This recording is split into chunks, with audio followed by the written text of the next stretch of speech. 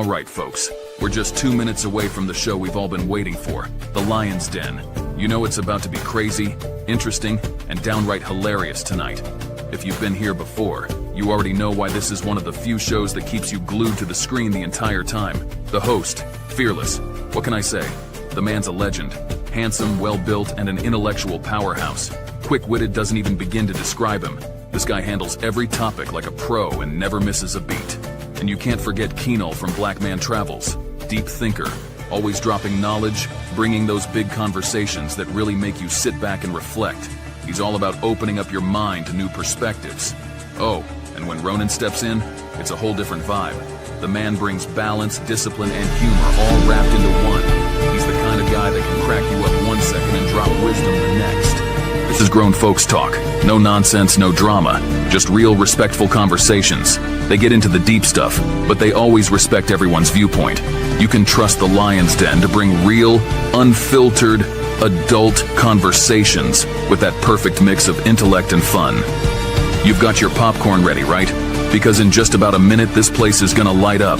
Get comfortable, hit that subscribe button if you haven't, and make sure you're locked in. Let's go.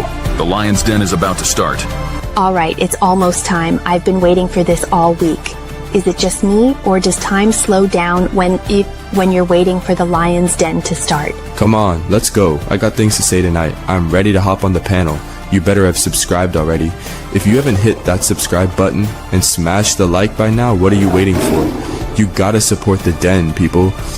Hit that notification bell too, unless you want to miss out and hear about it later. This is the show you don't want to miss. Every week I'm here waiting. The energy, the conversations, is about to get real. Tick tock, I swear this is the longest minute of my life. Tick tock, tick tock. The panel tonight's gonna be fire. I can feel it. Who's joining tonight? Let's go. Hit that subscribe button already. Yo, grab your popcorn, grab your drink. It's about to go down. You're not ready for what's coming. I got my snacks, my drink, And I'm locked in. Let's get this show started. All right. Quiet down. The show's about to start. Everyone ready? Silence. The Lion's Den is about to begin. Let's go. Let's go! It's Friday night. You know what time it is. It's Lion's Den time, and we talking about an interesting topic. Brothers versus niggas. And you know, we got niggas all over the place now, especially in the travel groups, man. I mean, they're just, and they're the loudest talkers too, my God. So today we're going to talk about the difference between a decent, good brother out there doing the Lord's work while we traveling, and them damn ninjas destroying everything in their wake and giving us all bad names. What you got on that, Kanal? How you doing? I'm doing well, man. How are you? Good. You know, me not being an FBA, I had firsthand experience dealing with ninjas. I was raised. Wait a minute. Are you trying to correlate FBA to ninjas? No. Okay. I just want to clear that up. From the outside looking in, I could actually tell the difference between a black man brother as about his, about his business, about his family, about, building versus a ninja. Okay. I was raised in the projects in Miami. So trust me, I was around them. And man, yeah, I think we need to start separating ourselves as black people.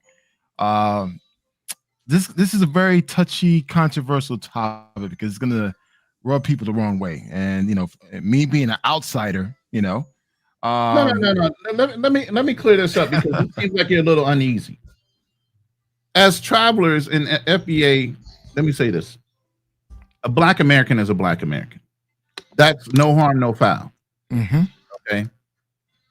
A Pookie is a Pookie. It don't matter what culture you come from. You even got Pookies out there imitating the fact that they're black Americans, giving black Americans a bad name as well. So this is not about FBA, immigrate or anything like that. It's good brothers of a melanated tan skin of any tone versus the Pookies out there with those same skin tones giving us all a bad name. And I want to make this clear. Don't get it twisted. There's a bunch of ninjas in the Caribbean too. And absolutely. I met a bunch of their asses, and trust me, I do my best to distance myself from them. So, but we talking about American ninjas, man. They a special type of breed, man, and it just, man, like I said, I've been raised around them. I see the foolishness that goes on, and the fact that they are embraced within our community. And I have a problem with that. I have a problem that we put these people in the forefront and not put our best and brightest. We don't recognize our brothers who are doing amazing things, our sisters who are doing amazing things. We want to celebrate ninjas. Right. And I think as people, I think it's time to create that line, create that division, put them ninjas on the island and set that shit on fire. So, hey, look, let me, hey, oh, this little one, man. Hey, say hi. She wants to grab. All right. Oh, there you go. See, boy. Hey, all you young men right here, this is a progression of life you should be transitioning into. After you get done with your little mongering phase, you should be finding a good woman to produce those right there. That's all the work you're supposed to be doing. You call yourself protector providers. Who you protecting, who you providing for if you ain't got a children and a wife? You know? Yeah. So let's do this. Let's have this talk, man. All right, Fearless. You over there in the box, man. You ain't said nothing yet. I know you raring to go. So what you got to say on this topic before we start? I love ninjas, video, man. I love ninjas. I love the Pookies and the Ray Rays, brother. I mean, shoot. And the thing is, I love them to be who they are. I want them to be loud, obnoxious. I want them to go there and do that because that separates me from them. See, what you don't understand, if everybody was $100,000 person, 100,000 would be average. If everybody was a ninja, brothers like us couldn't stick out. So I love the fact they do that. Because when I come along, I become that diamond in the rough. I become that pearl that everybody's waiting for, that breath of fresh air. So let it go. Let them do it. Down. Yeah. Because we're gonna be bumping heads tonight. Let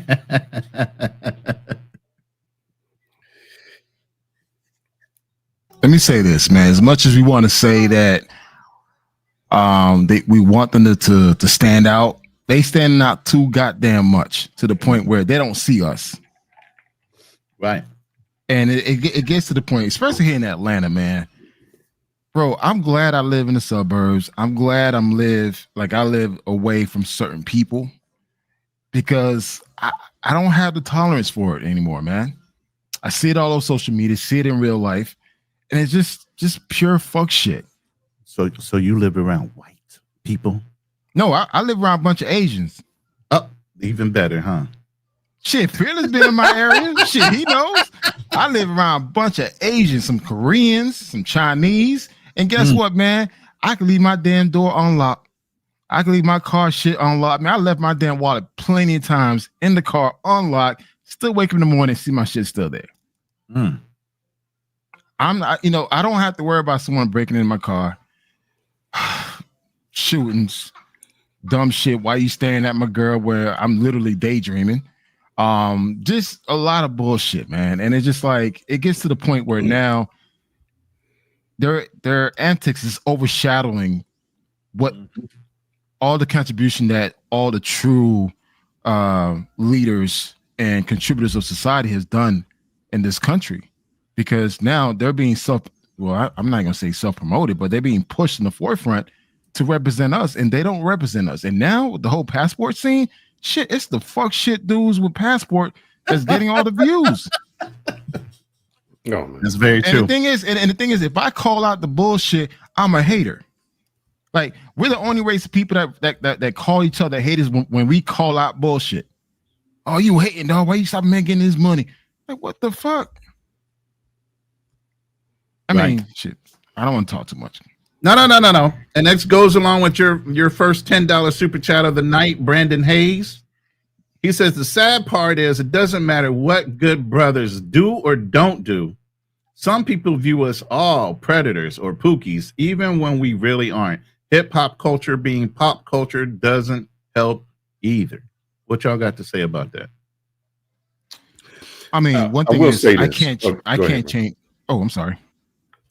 Go ahead. One thing I know for a fact that we cannot change people's perception. They're gonna have a general perception of us. That's something we cannot change. Whatever perception that they have, fuck, it is what it is. But I know the type of person I am. I know what I could do and what I could offer. And if you want to think that I'm one of them, that's on you. You're missing out. Mm-hmm. Now, I will say this. What does sadden me is sometimes I feel that I have to prove myself. I don't know if that would be the word. Right. That, if an Asian walks in or someone else walks in, the reputation precedes them. I'll give you an example. Yeah. One of my vehicles is an electric vehicle. And I have, for whatever reason, they sent out 2 chargers. And I've been selling one. So a gentleman called. He's from, you would know Tyler, Texas. So he kind of country. He called up and he's like, hey, I want to come get it. And I could tell he stayed on the phone a little longer with me just to hear how I was speaking. How they ask a few more questions, like what's the amperage on that? What's the charger on that? And I think I had to almost make him feel comfortable. Would that be the correct word? Let him know, if you're driving 2 hours to come up here, it's not a scam. Yeah, it's not. I'm not going to clock you over the head and take your shit. Correct. And it's almost like you have to prove yourself. Like, I know what I'm talking about. Oh, this is it. I understand. Here's the application that comes with it. This is the reason why. Where somebody else at face value is already given the benefit of the doubt. And that isn't because of anything that I did. It's whatever preceded me. And I'll give you a great case in point. Yesterday, during our live, we had Just John come on. And Just John said when he was a young man that he was bullied, talked about, they would cap on him. And these were a group of black people. And he had to admit that he started to hate black people. Let me be realistic. He started to hate them ninjas. Correct. That's really what it was. And his whole perception of the black community was those ninjas and how they acted. And it had to take somebody else to give him a different perception because of how them fools wanted to act. And that's how it's always been. Sorry, the show you guys had yesterday was Just John was powerful, extremely powerful, man. I was listening to it during my workout this morning, and to hear this young brother share his testimony is amazing. And thank you guys for having this show on every Thursday, to really have these real talk conversations. And I can relate to Just John because I experienced the same goddamn thing. All my bullies, all the harassment that I got, it wasn't from white folks. That's why I never been the person that say, oh, white supremacy, this shit, that shit. No, all the bullshit that I dealt with in my life as an immigrant was through ninjas. And again, I learned to know the difference between a brother, a black man that's there for the community, that's trying to build, versus a ninja that's here to destroy. And a lot of our hardship as immigrants, black immigrants in this country, did not come from white folks. It came from ninjas, man. And that's why a lot of us, I'm going to keep it real with you guys, just choose not to fuck with certain people, even within our skin tone. Mm-hmm. Because the shit that they went through, and I understand it's bullying, it's part of childhood, everything else, but a lot of this shit's traumatizing. Even when adults are being bullied by fellow black people who look just like you, but they want to feel superior because they got one leg up on you because they speak English and you don't. A lot of the hard shit that my mother went through, it wasn't through white folks. It was through ninjas. My best friend was murdered because of ninja. So for me, I don't care for them. Like when I say literally in the top of the hour, put their ass on the island and let them be on their own little merit, man. Because there's no way to rehab, to rebuild, or build any type of thing with them, because you know what? They're here to destroy, and we need to accept that. We need to accept that some of these people are parasites, man. And it's sad to say that. And it's just like we need to stop putting these motherfuckers in the forefront and really separate ourselves from them. Yeah, I agree with you. And I was just talking to a veteran buddy of mine today about this topic. And let me lay some groundwork. Black people have been traveling as long as they were in the military. World War I, World War II. When we were fighting, we were traveling. Matter of fact, let's go all the way back to the independence of the United States. You realize after the Civil War was fought, Black soldiers went over and defended the Philippines against Spain and several other countries. We were fighting in other islands with the Spanish for rights for those islands as well. So Black soldiers have been fighting all over this planet for a while. So the ones that knew were the ones that were in the military. Veterans have been traveling this planet forever. Our number one phrase in any military branch, it doesn't matter which one you in, is winning hearts and minds of the countries that you're in, understanding, respecting culture, showing them we are literally ambassadors every place we go when we're in the military. We have laid inroads to allow other Black people to travel and feel more comfortable when you get there because they're used to seeing us. And it ain't like the movies. It ain't like the YouTubers. It ain't like the hip hop movies and all the things that they see in social media that went before us and gave us bad reputations because that's all they saw on the movies and what was portrayed before they even saw a Black person. It was none of those things when they saw somebody that actually got off a ship, off a plane, and was actually serving in those countries. We established all that shit for generations. I'm talking since the 1800s. Black people been all over this planet and all these different countries. Y'all are just now discovering. Now, I'm not going to take that away from y'all, but at the end of the day, we put in a lot of goddamn work to make people comfortable around us, to let the few tear up all that generational work and still put us in a bad light to these people because a lot of them are growing up without the proper tutelage, knowing how to move, thinking they know everything, and we're just old school and we don't want to talk. We don't want to, we don't want to let them be who they are. I don't care who the fuck you are. Have some goddamn respect. If somebody like Kanal came into the United States like he was being bullied, you would tell him he needs to know fucking English. He needs to know how to fucking operate within the United States. And why are you talking that fucking gibberish? But when you go over there, do you show in kind the same fucking respect that you give them? That you're expecting here? No, you don't. It's a double standard. And unfortunately, as we age out, they're not listening to us anymore. They're listening to the younger YouTubers that have the popularity, that are getting the views, the crash out dummies. And yeah, we can drop names, the J Rillos, this new dude, NYC, the fucking future, and all these other guys that are begging their asses off to go over these countries to crash out. That's the reputation that precedes all the work the veterans and Black travelers have been doing all these generations. They're tearing that shit up. And guess who's eating that shit up? The new YouTubers, the new travelers, the new young men that are still struggling in the United States, trying to find something decent in this world. They're following them because they see they're the ones that are the most popular. It's like back in the day when the drugs were running in the streets. Who was the guy they looked up to? The guy that had the money, the nice car, the shoes, whatever. That's the same thing. Now it's being propagated on YouTube, social media, and everything else. So when you say, nah, I don't care about that shit, I do. I put in too much work. Plenty of people came way before these guys, put in way too much work to let these few run around here and give the impression that all Black people are like them. Can't do it. They are. They are. Okay. You know how I can say that? How many people do we have? Let's do this. Let's just break this down. How many people we have watching?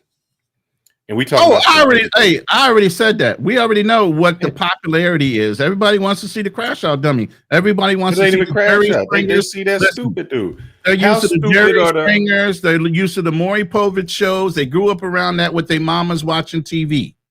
That's what they're used to. Hold up. What I just said, Ronan, is how stupid are the Black people that watch that? Send money in. You want to watch a dude who is unemployed, who gets fired because he leaves to go out the country with no money, gets to a country with no money and begs you to buy his ticket. That's what you astound to. And then you wonder and you question why a white dude looks at you half crazy and look at you like you ignorant. I look at you like you ignorant, and I'm in your community. So how would a white dude say, hold up, let me get this straight. You send money to a guy to go overseas broke so you can watch him crash out with some prostitute? Pretty much. Come on. And then we try to justify it. So all y'all ninjas that watch it, them 300 guys watching it, them guys who sending money to that, y'all the ninjas. You can't get upset when you go overseas or you go don't even say go overseas. You go somewhere and white people looking at you and you want to be like, why are you looking at me like that? That's why they looking at you like that. It's the same reason, because you're ignorant. Your actions are ignorant. You support ignorance. So that's what they think of you. I can't understand it. There's no that is the most that is the craziest thing I've ever heard. Where we, like you said, we celebrate the bottom of the barrel on everything. We celebrate. You get A's in school, nerd. We don't celebrate that. You talk proper English, nope, can't celebrate that, man. You're talking white. Mm-hmm. You celebrate uneducated, broke, baby daddies, all of that. And I can't even say, and there's supposed to be people who are supposed to be educated who still put us in there. Your friend on that other channel that we don't like to talk about, he keeps saying every time you go there and they say, oh, you're a passport bro. He gives his definition of a passport bro. Oh, they're going overseas and they say they want to find love, but none of them are doing it. They say they want to have a family, but none are doing it. And then I look at him and say, well, I'm married. I have love. Everything you saying that they are, I am not. And you still put me in this category. So that shows the ignorance of them. How even if you think you got common sense, you still putting people in those categories. So it makes no sense to me. Yeah, absolutely. Got another super chat. You killing it over there already. Oh, yeah. Brandon, second super chat, $10. Go ahead. You got it. Okay, the other side is the Pookies and ninjas in our community attract a large sample size of the women and get a lot of media attention. Pookies refer to us as educated lames. This angers and frustrates pro-black dudes. Thank you, Brandon Hayes, man. I really appreciate you supporting the channel, man. You've been doing a lot for the past months, sending these cash up. Thank you so much. But just to respond to your comment, for one, I don't fuck with the pro-black dudes either, because they tend to sell a lot of fake dreams to people. I'm a realist, but also too, I don't support. In regards to the ninja attracting most of the ladies, let them do that. They creating their own community, and that's why I think it's important for us to create our own community with the sisters that want to build with us. Sisters that still chasing after ninjas, let them be, man. They deserve everything that's coming to them. They deserve everything that's coming to them. Let me give you a perfect example. I know this one girl, right? Beautiful girl. Her name was Nadine. Very beautiful, but she always was into drug dealers. She goes to Spain. She decided to do a drug run in Spain, of all places. She got caught. Served 10 years in prison. Again, this girl's gorgeous, beautiful, man. She served 10 years in prison in Spain. She gets out. They threw her a party like we always do. Throw people that come out of jail a party. She goes clubbing one night with her friends. I guess the drug deal that went bad, they came back and took care of it. So, and again, this is a girl that came from a mother and father household, was raised in the church, pretty girl, smart, but she always into the type of dudes. Right. And her life ended. Look, I don't care. I say, brothers, I was watching Jesse Lee Peterson. I'm almost with Jesse Lee now. Forget them Negroes. Forget them. Because here's the thing. If you a black woman that only dated the Pookies and Ray Rays, don't get mad when a brother go to the white women, when he go to the Latinos, when he go to the Asians. You getting what you want. Stay with them. Look, don't be a chameleon. And then when you get 30 years old and got a few kids and you've been busted down, don't try to come back over. Stay where you at. Stay where you at. And let them brothers go somewhere else. Because I've never seen, I have Indians that live where I'm at, and I've never seen an Indian chase after the hood people. I've never seen it. I've never seen the Asians where I'm at saying, "Oh yeah, we want the ghetto." What they'll do is they play in the sand, but they don't live there. Like it's just like a costume they can put on. They gonna act it and they can sing the songs, but they not living it. See, the problem is the black people don't know how to separate fantasy from reality. You hear the song and you want to live it. You think that that's your reality. They don't. They laugh at you. That's why they listen and they go home back to the suburbs. So brothers, hey, I say go other places. Don't wait for them. If those women are attracted to that type of lifestyle, let them have it. Go there. You get exactly what you deserve. Exactly what you deserve. But they'll try to make it come up on you. And the sad thing is, Kanal, that same chick will have a baby at 20 by Pookie. 30, she meets you and try to get pregnant by you. Now, Pookie ain't never taking him to court for child support, but she gonna hound every time you get a job, every paycheck you get, she gonna try to make sure you pay for child support. Right. Crazy. Let's get into our first video. And this comedian says a lot about fathers all the time, so we're gonna let it roll. Oh, George Foreman, fair use. I said R&P to George Foreman. George Foreman died? Yeah, he just passed away. Man, I did not know that, man. R.I.P. George Foreman. Absolutely. Now we got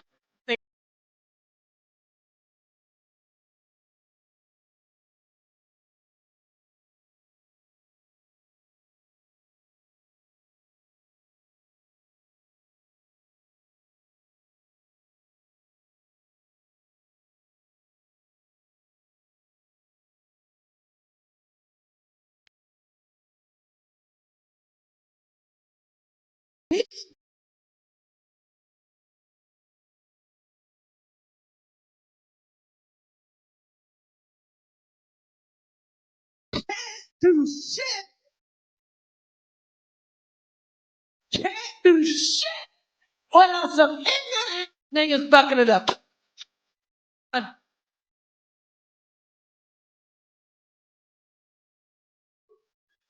Ran over there.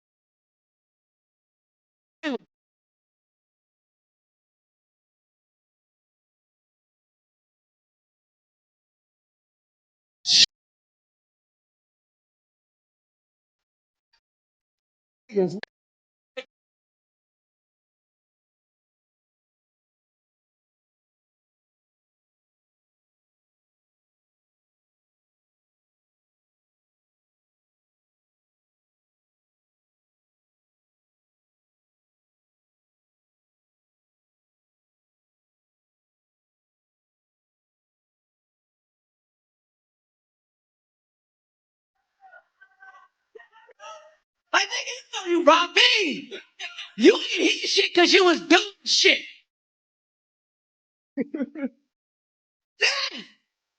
Niggas. Niggas. Niggas.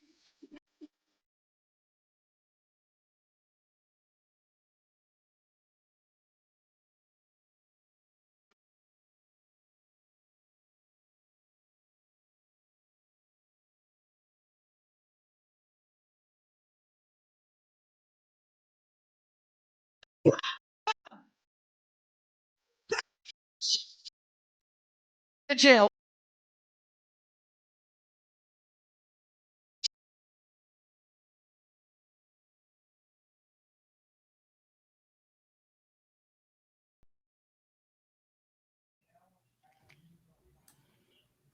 Y'all agree? Yeah, I mean, it's funny how we celebrate the smallest bullshit, like something that is already expected, but is celebrated. Like you taking care of your child, that's expected. You graduating from high school, that's expected. Um, you just doing the right thing, that's expected. So it's just weird when I see we celebrate bullshit, and I'm like, really, y'all celebrating that? Y'all doing all that for that? But it's what it is, man. Look, man, I made a video, I think, on my other Fearless channel when I said, what was it? It said, people said you changed. I said, man, look, I changed my address, my phone, my tax bracket. I changed everything. I thought, and this is the worst mistake y'all can make.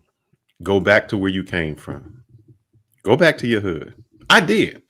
About 3 years ago, I went back to the hood, back to the high school friends, and I had one friend let me know, like a dude I grew up. He's like, yeah, I don't hang around here. He's like, I'm going here for you, and we out. I was like, what? Because you think you remember how you grew up, but you changed. Sometimes them ninjas don't change. We talking, and I guess they all, it was a group of guys. They were hanging out. So that's like me, Ronan, and Kanal. We hanging out, and then I hit the lottery, maybe get 10 million or something, and I still stay. I just moved to the suburbs a little bit. And Kanal and Ronan like, you owe me. Like, he owe you. I'm like, what do he owe you? This is what they telling me. They like, man, this dude just hit and he moved out and he ain't give us nothing. And I'm just listening. I ain't saying a word. I'm trying to stay neutral. They plotting how they gonna rob him. They know that. Let me tell you. These all supposed to be cool people together. They plotting how they gonna rob him for some money that he got that he don't owe nobody. Right. It's his money.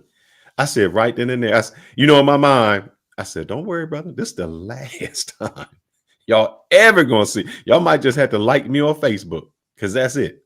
I'm never coming. How is it that your people, one, they always think they owe something. Two, they the people who plotting against you all the time. The ones who you let in are the ones who plotting against you.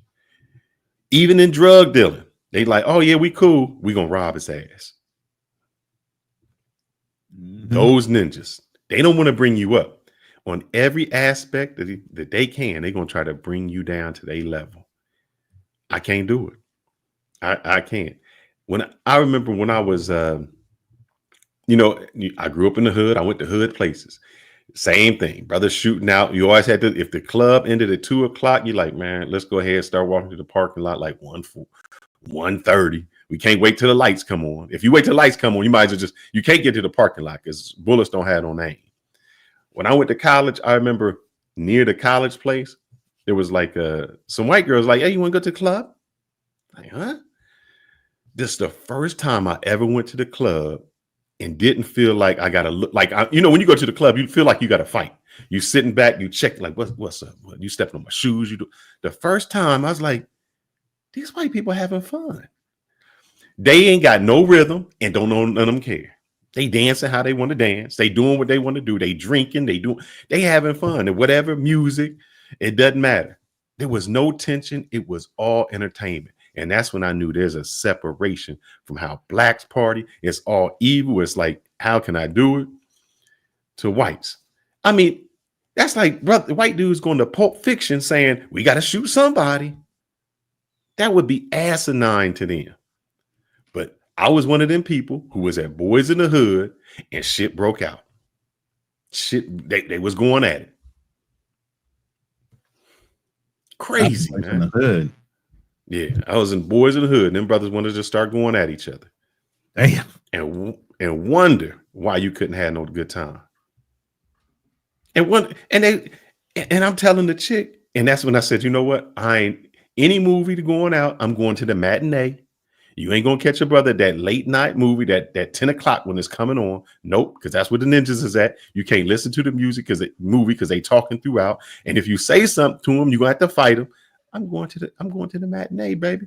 I'm coming out when the light's still out, and it's even cheaper. The matinee time is cheaper. That's them ninjas. Mess it up for everybody, man. And it's kind of sad that it's like you can't even go to certain places now. Because you know for a fact that after a certain time, okay, do you guys remember that show, The Gremlins? Of course. Can't feed them after dark and don't get away. Don't feed them after midnight. Yeah. That, you know what? And it's sad to say that's our community. You think that's a correlation between the Gremlins and black folks? The movie Gremlins, guys. I don't know if you guys remember the movie Gremlins, the first one. Yeah, that's the very first one, because I think there was 1, 2, and 3. Strike. The first one, you know. Yeah. The first one, when he got wet and he ate late and all that shit popped off, that's the black community. Oh, it is. That was actually that. Mean when they make it. I'm sorry, man. I know I'm Haitian. I ain't supposed to be saying that shit, but it is what it is, man. Hey, if you guys watch the Gremlin, I wish we could play that shit and see what it looks like. Like, goodness. Dude, that's a ninjas. Those are a bunch of ninjas.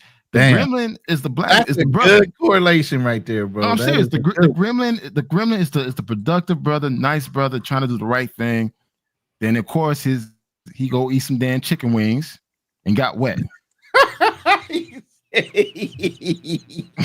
he did eat some chicken wings. I ain't trying to be racist about it. He did eat some chicken wings. That's some racist ass shit. No. If you actually watch the movie again, like he eats chicken wings. It was chicken wings, huh? It was chicken wings. I think that movie was. That's it, man. That's them ninjas right there. I'm serious, man. Oh, they ate chicken wings and he got wet. And okay, we're gonna use the water for Hennessy. So the Gremlin drank some Hennessy and ate some chicken wings, and the Gremlin became the damn monster that you see on the screen. Oh my goodness! I mean, come on, guys. Guys don't see the correlation on that? Oh no, I do. Yeah, I do. My goodness. And again, guys, when we watched this, we were kids, we were young when we first watched that. But now watch it as an adult. You see so much like, goddamn, this is the goddamn community. Mm-hmm. Damn. And they try, and who is it? The white dude trying to warn him. Look, these Negroes. you look. I'm letting you know. Don't do this. Don't feed them after 12 o'clock. And you certainly don't want to get them wet. Mm-hmm. Because you know them ninjas, they don't like to clean up after themselves. Oh my goodness. I never even thought about that. That's crazy, man, how that works out. And I remember brothers always calling each other gremlins. Shit, if that don't fit the fucking glove, man. Your hand fits right in that shit. Damn. I'm curious to the chat, man. Because we was talking about the support of people. Why do y'all watch and support those other folks? I'm just curious why that is. Y'all got to explain what is it to me, because y'all can say I'm watching for the crash out. That can only be entertaining so long. Why y'all sending money? What are y'all? Because I heard people saying I'm sending. I don't know why y'all sending money. You want to send money to watch another dude poke a woman? Is that it? Or I don't. You can't do it. What is the theory behind it? Because it's not giving you any knowledge. I can understand if you get it because you're saying, hey man, I'm sending cash apps to you guys because I want to support your channel. I like what you guys do. And maybe that's why y'all sending them that money. You know, they ain't doing none of that. But yeah, go ahead and answer up on the chat. We're going to play this next video. And then I'm going to get into some diabolical shit through AI. Actually, before you start rolling, I think there's a super chat from Brandon. He has a question to ask the panel. Really? Yeah. Oh, okay. All right, Brandon Hayes, thank you again for the $5 super chat. I do have a question for the panel. Who would you guys say is the biggest enabler of Pookie? Some say it's the black women, others argue it's black man's fault. So what do you guys think? Who is the guys? I'll say the black women. And the reason I'm saying black women is if black women were attracted to prominent men, men would start being more prominent. We adjust. You know, a guy as a seeker, it's like if I go hunt. When I go hunt and the prey changes or what they do is different, I adjust to the prey that I'm hunting. So women started saying it was okay to be a Pookie and a Ray Ray. It was okay to be this guy. And so guys became more of that. And that's what when I hear girls say, I don't like how guys approach. I said, it had to work. If a dude's like, yo, what's up, girl? Yo, what's up, baby? Come here. Yo, let me holler at you. If no woman ever came to him, he wouldn't say it again. He would do something different. But some chick was like, they came to him. So it worked. Because no guy keeps saying the same thing over and over and nothing ever happens. We adjust our game to the prey that we going to. Right. So it's the women that said they're going to start accepting that. And then it started going higher and higher, more ridiculous, more ridiculous. How crazy can you get? Oh, I like that. And so I think the women started accepting that, and the guys became more what they accepted. I might go along with that theory, but I would put it this way. The women were more attracted to the Pookies, so good brothers started acting like Pookies because they wanted the women's attention as well. They became what they didn't want to be because they wanted a woman.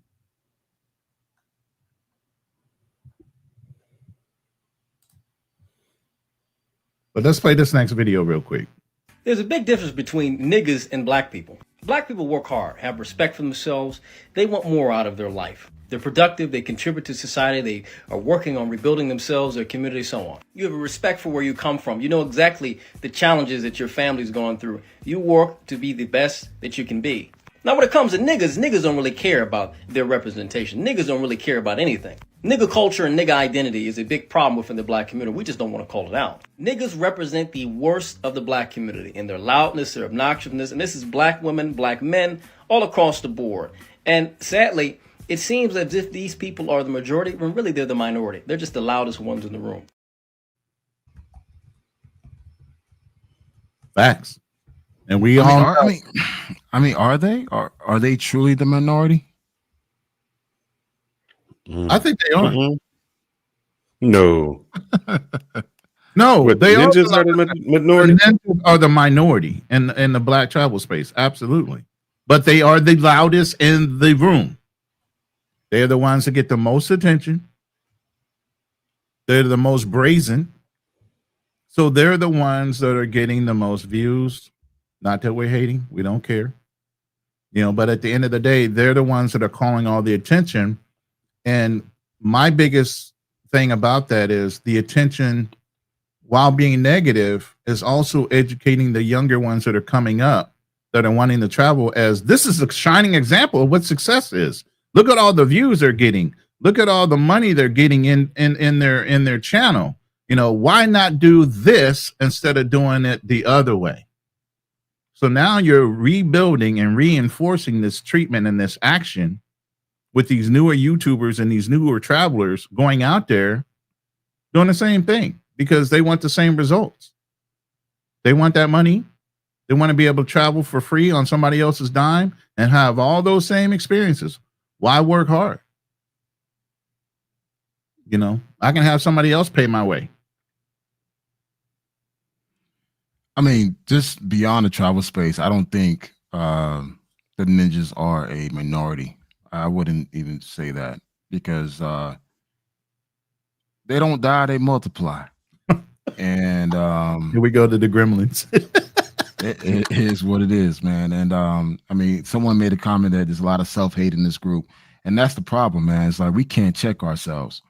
And when we do, you're a hater or you this, you that. While other races group, they don't promote all the negativity in their culture. We do. And I don't think that ninjas are the minority. I think I would say 50-50. They seem to be the most loudest one because they want to be seen. And I think it's important that we need to start, separating ourselves from them. Like, make it clear that we don't have no interest in being around these type of people, because again, if they're not willing to change and adapt to what's happening around us, especially in this global economy, this global life, man, we're gonna be left behind. Is what it is, and we don't stay on code either. So, it's a good point Kevin Rones brings up. Is it self-hate or is it accountability? I don't know. All I know that is like they definitely get the most attention. When people think of black people, it's not in a positive light. I mean, as much as we travel overseas, they think we're either rappers or athletes, and of course, everybody want to say, "What's up, my nigga?"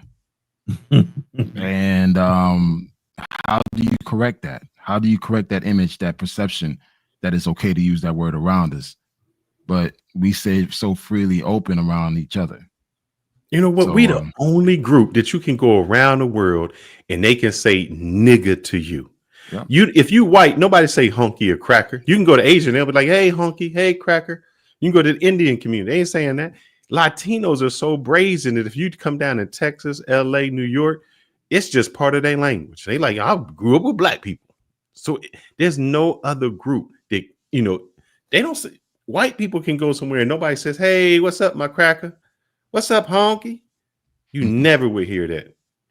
But we accept it worldwide. We are called nigga.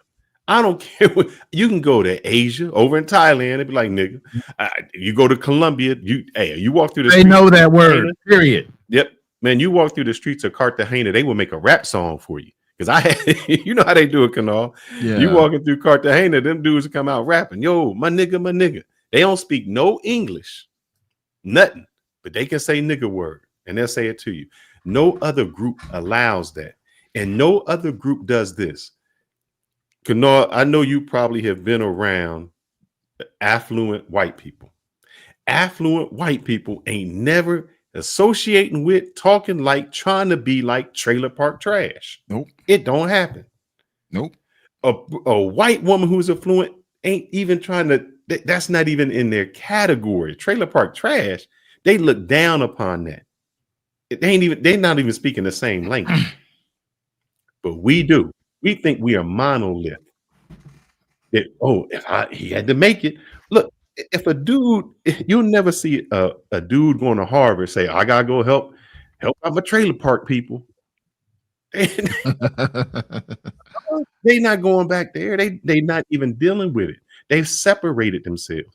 Why is it that we always have to reach back to the hood to try to help somebody out, even if we're not from the hood? Right. If you never grew up in the hood, you never associated with the hood, but they expect you to always go back and help the hood out. No group does that. Why is that? Why do we? I want to find that word. Survivor's remorse. I think that's. It's survivor's remorse. And that was from the trauma from yesterday. That's the guilt that men have for surviving an ordeal while their brothers or people they were close to passed away. It's called survivor's remorse. You're absolutely correct. But here's a diabolical thing. It's a very philosophical situation, and I like this Arab guy that goes through these different cycles and asking ChatGPT of all questions, if I was the devil, how would I make good men look bad? Hey ChatGPT, if you were the devil, how would you destroy men in the 21st century? If I were the devil and I wanted to destroy men in the 21st century, I'd start by removing their sense of purpose. I'd make them comfortable with mediocrity. I'd drown them in distractions, video games, endless scrolling, mindless entertainment, until years slip by and they wonder why they never built anything meaningful.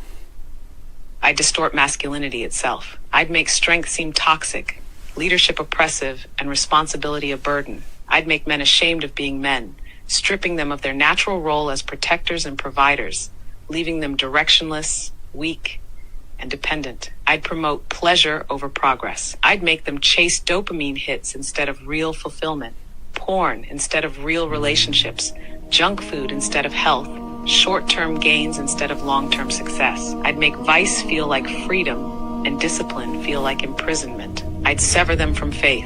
I'd make them believe that religion is outdated, that submission to God is weakness, and that morality is subjective. I'd fill their minds with nihilism and hedonism until they believe life has no real meaning beyond chasing their next high. I'd keep them alone, weak, and vulnerable, because a man with no tribe, no purpose, and no faith is the easiest to control.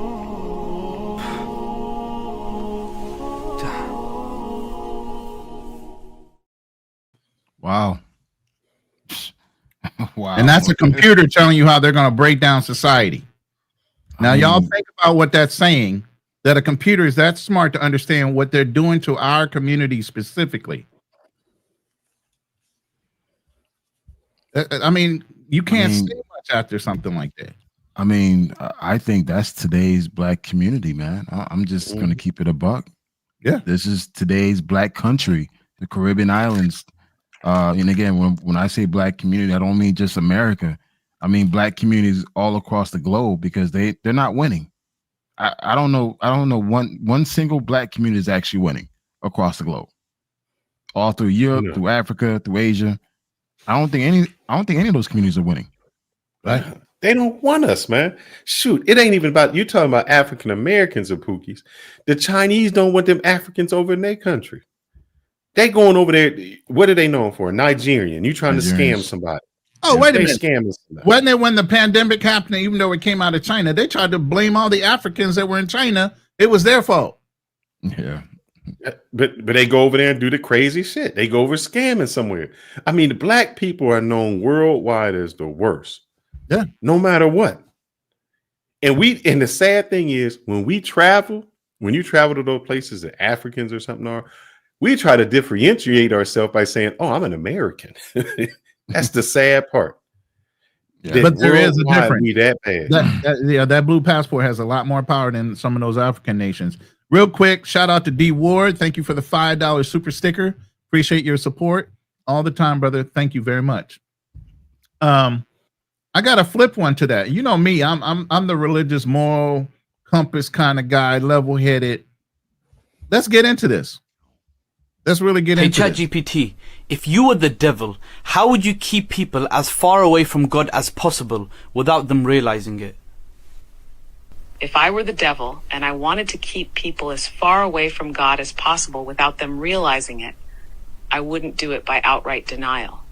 That's too obvious. Instead, I'd work in subtle distractions, small shifts in focus that seem harmless, but over time create a massive distance. I'd start by corrupting mainstream religion, turning it into a tool for control, hypocrisy, and division. I'd make people obsessed with this life, their ambitions, their desires, their status, not by telling them to abandon faith, but by making them too busy for it. I'd fill their time with constant noise, social media scrolling, endless entertainment, mindless consumption, until silence becomes uncomfortable and self-reflection feels impossible. I'd make instant gratification the ultimate goal.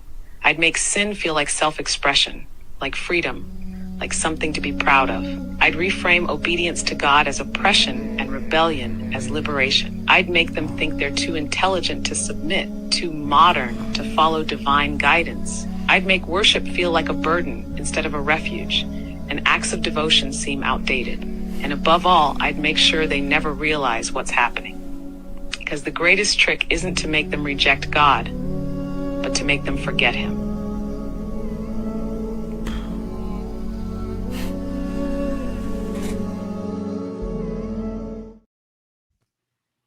But that's even go with black men. Yeah. What do our women say? I don't need them man no more. Nope. I'm masculine enough. They've got it so ingrained in themselves that they don't think that they need us. The black community, no other, and it's black women, because no other women say, I don't need our man. Even the women, and Kevin Samuels called this out, the women who were writing the books and the stories of feminism was with their husband. They made y'all believe that that's what was right. They tricked you into doing that. And they believed it, hook, line, and sinker.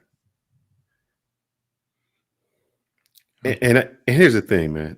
It's really about culture and not about money. Kanal, you've been in DR a lot. The first thing in the morning, what you see is somebody out there. It don't matter how poor they at. They be out there sweeping a sidewalk. Yeah. Clean.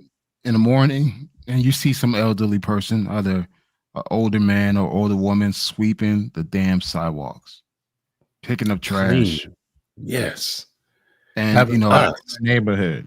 Yeah, and again, we're so quick to call these countries third world countries and everything else, but yet their mindset of what quality living surpass us as Americans. We don't do that. We don't have that sense of community. Like in Dominican Republic, there is a sense of community. People look after each other. Everyone know who you are. Like even when I walk around in my own area where I live, in DR, they at first I get the stares, but after 2 weeks, like, okay, he lives here. But the fact that they pay attention to that and they take pride. You don't see trash all over the floor. You don't see abandoned vehicles. If a car is there, it's being worked on. So it's just different, man. And I think we just don't have that sense of community.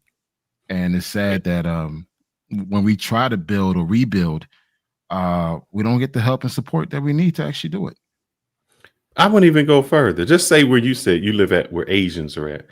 Mm-hmm. Where I'm at, I can see a lot of Hispanics. You ever go to the Asian hood or the Hispanic hood where they poor? Poor does not mean dirty. Poor don't mean ignorant. Their hallways don't smell like piss. It ain't all this stuff where they just got everything not dropping all trash right near the trash can. It's like your fat ass, I'm sorry, your dumb ass couldn't take the chance to like walk your ass to the damn garbage can and drop the garbage in the can, but no, you just threw it right there on the floor. So that's them Pookies and Ray Rays and Phukettes and Rayonettes or whatever you want to call them. You know what, man? You know what? Raisins. I'm gonna take it to this level from an economic perspective. I lived in the Hispanic community in Miami, and there was nothing but businesses, mom and pop shops, all that stuff. Asian community, it's nothing but businesses. Why there's no businesses in the Black community? Because once we open a business in the Black community, the ninja's going to go ahead and rob it and increase the insurance. While you go to other communities, Albanian communities, Jewish communities, Hispanic community, Asian communities, they have running, operating business that's not being robbed. I said that. I said I was driving around and the wife needed something. And we pulled into, I think it was like Fiesta Market. The Fiesta. I don't know if you have Fiesta up there. It's Latino grocery stores. Okay. So you got the grocery store, and then all around it, you got the pastry shop, you got the jewelry shop, you got the liquor. All of that was Latino owned. Right. Everything, their restaurant, everything in this one strip mall was Latino owned. Brothers can't have nothing. When a brother gets a nice restaurant here in Dallas, what the chicks want to do? They want to twerk on the table. When the owner comes out and tells these people in Dallas, please do not do that. Respect my restaurant. They protest the dude. I'm like, this is the owner of the goddamn restaurant telling you do not do this. There's people here on a Sunday with their family and kids. Guess what the damn community do? They go out there and protest it. And the shit went out of business. So think of what you just said. I don't want ghetto stuff in here. We protesting you because we couldn't do our ghetto shit in your restaurant. The same people would not have gone to a chart house and got on there and did their twerk, but they disrespect Black people all the time. Thanks. They can't have nothing. That's why it's almost sad. It is a blemish for you to say you're a Black-owned business. Yeah. Don't say you Black-owned. I'm not Nope. I can't. I can't do it. The only Black-owned business I would have is a weave shop. If I was selling some weave, If I was doing some nails, or something like that. Correction for the weave shop. It's African braids that actually attracts a lot of business. So you put African on it, it'll attract more business versus if you were to say black owned. Racial. I'm just saying. Anyway, let me read this $10 super chat from Darnell Elliott. Appreciate the love and the support, brother. We support Pookie. What? Why support a Pookie when you can support a Marine? I was like, hold on, wait a minute. We support him. Anyway, for only 9 more yellow super chats, you can feed a starving jarhead for 2 weeks in the Philippines. Sorry, Ronan, I had to throw you under the sword. Well, I appreciate the $10 super chat and the support. This is Philippines or Bust Month. I am actually going to be closing up shop here in North Houston and moving toward transitioning to living in the Philippines for at least the next 2 years. So this is the last time you're going to see all this stuff behind me, the way it's set up. Some of this is going in storage and some of it's coming with me. You know, the signs coming with far away from them ninjas. Oh, I am definitely going far away from the ninjas in a secluded province, away from a lot of ninjas. Even though Filipino are dark melanated people as well. So, hey guys, what's your take when Big Meech came out of prison and everybody made it like I was appalled. I was appalled. I was embarrassed by that shit. I'm like, wait, y'all got LeBron James screaming out or shouting out fucking Big Meech. LeBron James. This brother kept his nose clean his whole life playing basketball. Never went to jail, never did any of that shit. And he's shouting out a fucking criminal, a known murderer, a drug dealer, as if that's something great to be shouting out. We are twisted in our minds in our community. Twisted? That ain't even it. Let's see. Snoop Dogg can get on national TV and do a crip walk. You can have a Super Bowl where Selena, what's her name? The tennis player? What's that woman's name? Yeah, can start crip walking. She ain't lived in Compton she was 12 years old. What the hell? What patronage you got to go and you got to do something to gangsters? Who does that? You ain't a gangster. You a multi-millionaire, and you still feel the need to be hood. Mm-hmm. Why is that? You got to get your street cred up. I don't know of a country song out there that's like, I had to hit my woman, I had to shoot this. None of that. They just don't even sing like that. No, it's and just I love country music. We would do that. I love country music. I mean, speaking of country music, I think ninjas killed the damn club scene. There's no club scene anymore.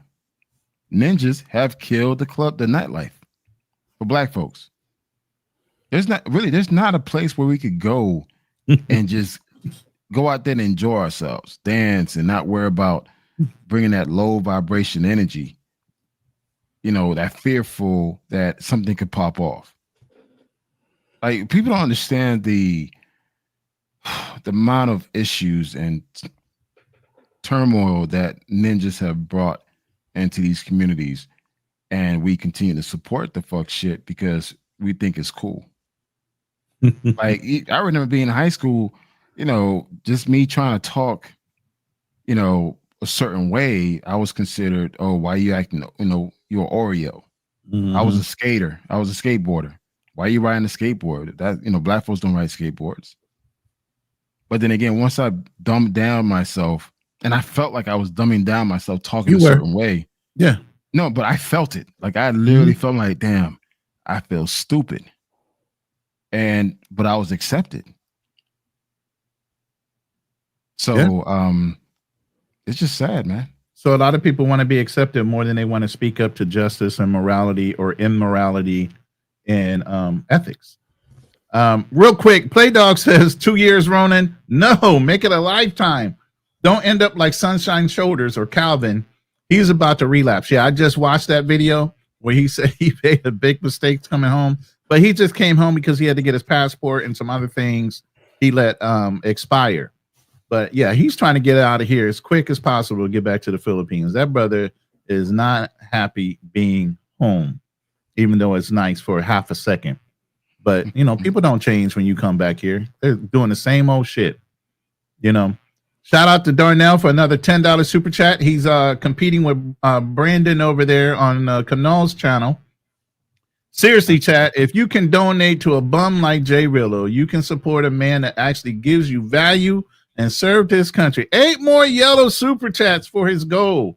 And good point at Black Man Travels. But my thing is this: why is that we're called a hater when we try to course correct? Why is that? Because the ninjas don't want to course correct, man. They like it the way it is. They like being like that. Let's think about this. What expectation do you have for a Jay Rillo? None. Absolutely nothing beside that crash out. So if you have no expectation, what does he have to strive to? Nothing. Nothing. Absolutely nothing. So it's easy. Mediocrity is easy, man. And people like to strive for mediocrity. I don't know, man. And it's sad. Like all this is translating to the travel space. When I was traveling to a lot of these countries that the passport bros are going now, for once, I'm not going to go ahead and disrespect the passport bros because these dudes are not passport bros. The type of energy that these dudes are bringing is very bad. And the thing is, people are going to assume that we all act this way. And again, I understand they only going to the Sasuas and the Cartagenas and now the Pattaya. But it's like once after one person does and he sees he can make money off of it, they're going to multiply. And now there's countless more doing this. And it's just like they're setting the wrong type of trend for the younger travelers to go ahead and experience travel. Like for us, we're considered the old heads. They're not going to listen to us. We don't know anything. But here's the thing. That's what those young dudes want to do. That's what they do. That's what they want to do. They're not trying to travel for the same reasons we want to travel. They want to do that. They want to go to one section, do one thing, and talk proud of it. Like, bro, it's easier to get it the right way. Where you do the Jay Rillo way. Where you paying a chick, you think she cool with you, she stay over, and now the price went from 75 to 175, and she calling the police. Where I can have somebody do it for free. All right, willingly. There's a comment about America Talk Live, but BMT. But BMT, you did it too in your youth. No, I didn't do that. I didn't do that dumb shit. I never traveled up for them hoes, man. I never done that. I always, that was my first trip. I remember like to Jamaica. That was just a byproduct of anything I did. I mean, everything I did was just a byproduct. I always went for the culture, the education, to see things I never seen before. It's just like, that's like me saying, oh, I played football for the chicks. No, that's a byproduct of what happened. That was not my goal. I don't make money for chicks. I don't go to work every day for chicks. That's a byproduct of what happens. Right. But let me play this next video, and it's from a female's perspective. So let's listen to what a female might say. This applies to women too, but really for Black men, I feel like a lot of us misconstrue Black men, real Black men, with Black men have a bad representation on the internet, the media, and a lot of, not all Black women do this, I'm not saying that, but a lot of Black women do this thing where F Black men and this and that and the third, when that's a you problem, not a Black man problem. You don't know every Black man on the planet. A Black man is actually going to go above and beyond for himself, of course, but also for his family, actually showing that he is a great leader, and this is a man that you want to submit to. This is a man that can provide, whether you have a traditional marriage or a relationship or a 50-50 marriage or relationship. Stop letting the internet feel like because they hear you hit the word 50-50, oh wait, you gonna be running him. Okay, you allow people to be in your relationship, that's on you. First of all, a black man is also going to know what he's doing with raising a child, especially a son. Now a nigga just gonna sit there and feed you a bunch of lies, and gonna sit here and play games with you, knowing that it's gonna make you look crazy at the end. And not every nigga has braids and saggy pants. I hate when they do that, just try to put it on thugs. Like other black men can't be a nigga as well. Let me address something your man said. BMT. Yeah. I was gonna address that as well.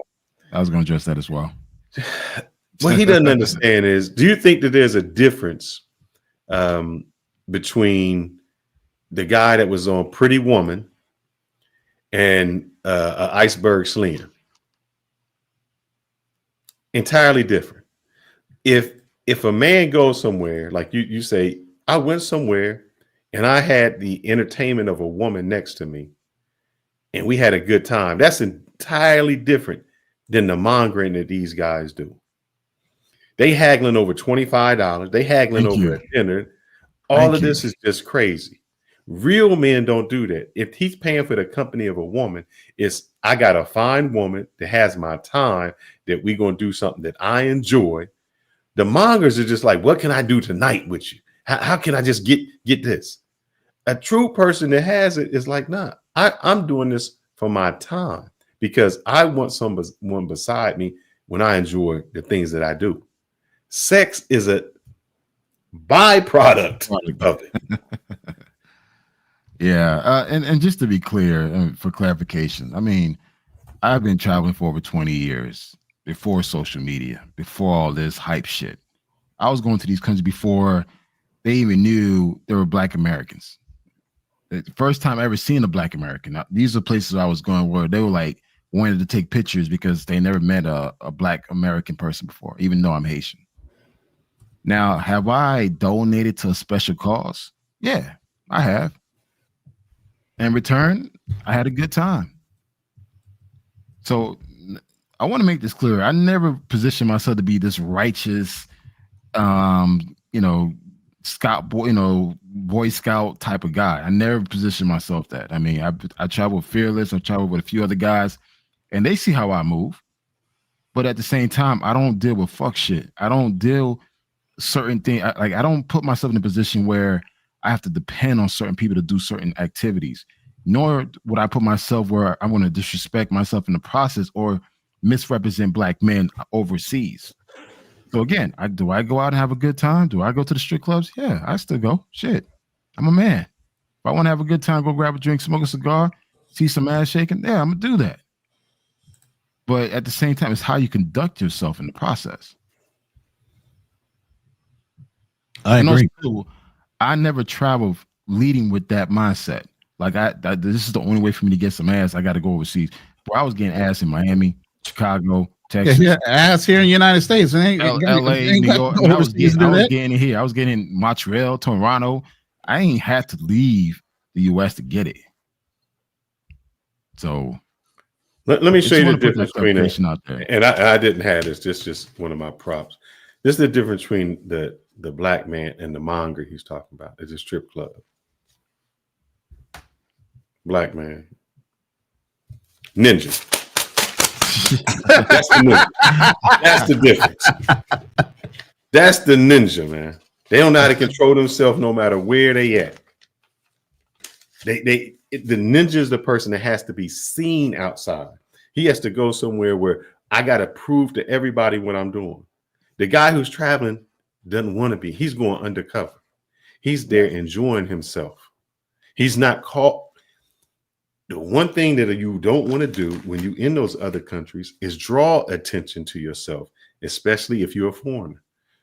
The mongers, exactly, those pookies, they want all the attention on them, and that's how they get robbed. All eyes on me.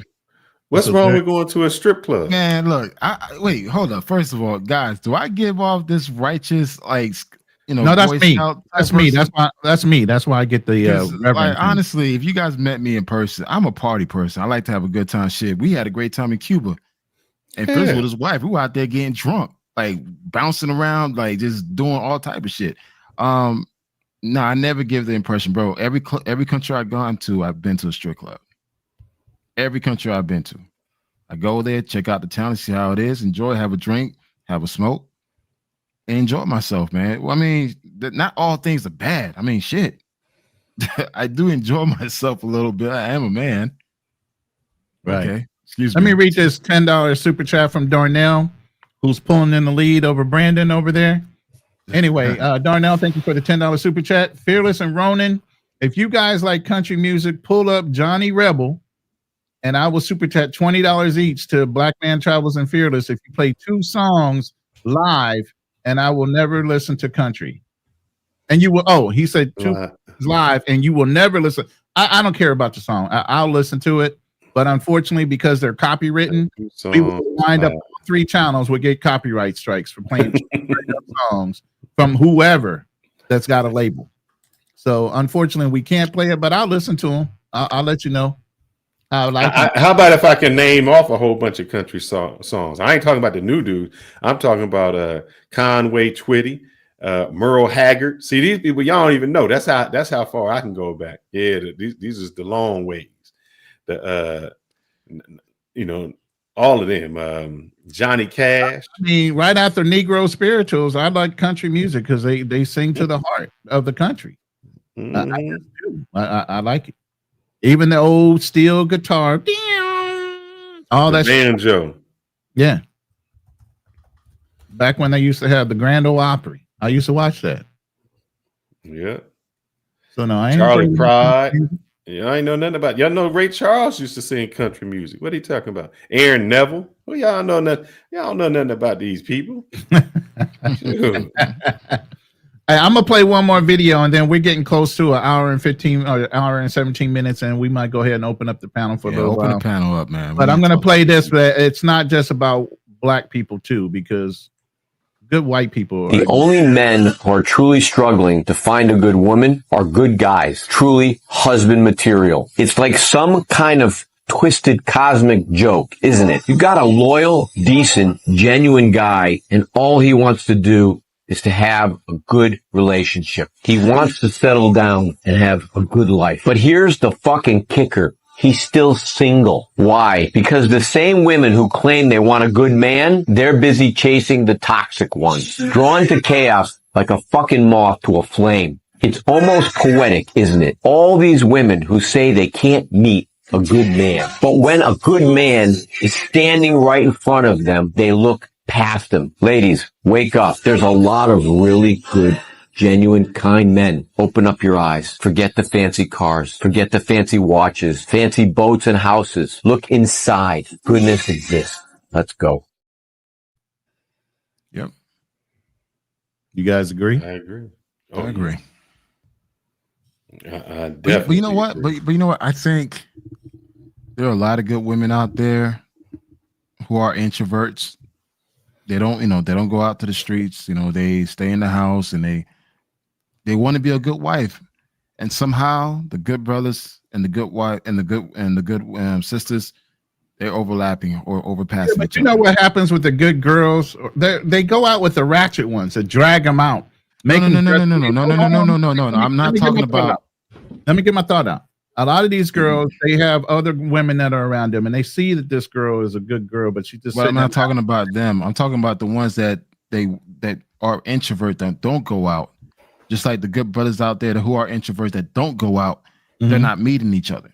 I'm not talking about the ones who are out there on the streets, man. It's like, well, no. Sometimes what I was trying to say is sometimes some of those good girls get drug out because they have the ratchet ones around them too, and they'll pull them out and they'll put them in that circle. And you can't pick that good girl out, even if she was in a club, from the ratchet ones. And then they're gatekeeping the fuck out of that good girl with their ratchetness and probably sending the dude that might be qualified to actually talk to her, oh, he's a lame. Well, that's the same lame that she needs. But y'all going to stop them two from talking. in the club that girl has never been to in her life. That happens too. I mean, but we're gonna bring most of them good girls. Look, here go the issue. Them good girls ain't at that club. That's one thing.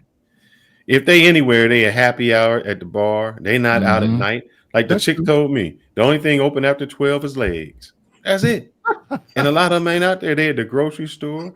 They at the little pop-up shops. That's where they at. That's where you had to find them. The problem is we looking. Yep. Exactly. And trust me, there's a lot of good brothers out there who are home that want to go out and meet these type of good women, but they just don't have the guts to go out and do that. So they're missing each other. Right. I still believe. I believe we shouldn't try to persuade these women to go after good men. If they don't want the good men, let them be who they want to be. Because I'm gonna tell you something. Because if you marry that woman that don't want to be with you, she gonna act like she don't want to be with you. So don't tell her to forget about the house and forget about the car. I disagree with all that. No, if that's what she want, she gonna remind you of that every day. That she in your house. Why we not in a bigger house? Why you driving that Toyota? Why you? I'm telling you, it's gonna come out. So why would you want to be married to somebody that's not happy with you? So that's why I say let them be with whoever they want to be with, because I don't want to be with a woman that's not happy. You know that's not gonna make me happy. You know what I'm saying? Because she could be with you talking about, well, you know, your cousin got a Jag. Why you ain't got one? Or you know what I'm saying? You want to hear that for 20 years? That's gonna be like your cousin got a fat ass. Why ain't you got one?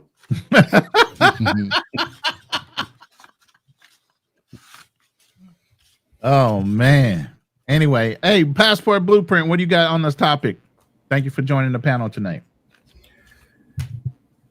You guys came up with some very excellent points. There's so many I lost track, but I want to just say this, and this is what ticks me off. A lot of people don't think about their image and how it affects the next man. And I'm gonna give you one prime example. And I'm gonna talk about this brother. He's not even a passport bro, Johnny Somali. Yeah, wow. Crash out dummy. Yeah. I lived in Israel for 3 years. The only blacks that's primarily there are the blacks from Africa, Ethiopia. They have a community there. Me as an African American was like a very extreme rarity, because we hear about going to Israel, we thinking about terrorism and all this other stuff going on. We ain't want to go over there. But I went over there for school. I was one of the extreme few. If you could find another African American, I couldn't find another African American on campus if I tried. But I set an image, you know, a different pace out. People didn't really, you know, see African Americans. Now, all of a sudden, this little jackass goes over there and creates all types of hell, which pissed me off. Even though I don't like the country's politics right now and what they're doing, he goes over there and he starts this whole types of hell. What type of image he just left for the Black American community? We're not talking the Africans. We're talking the Black American community. And this is what we got to start looking at. When you go overseas, what you do and then putting this stuff out on social media reflects everybody. And whether you care or not, you better start caring, because I can guarantee you those people and like Cartagena and Medellin and all that stuff, they may be saying gringo out in public, or they may be saying negro behind the scenes, of who's actually doing it. And that's something no one's thinking about. Yeah, that's very true. You know, but do you hate being the representative of your people?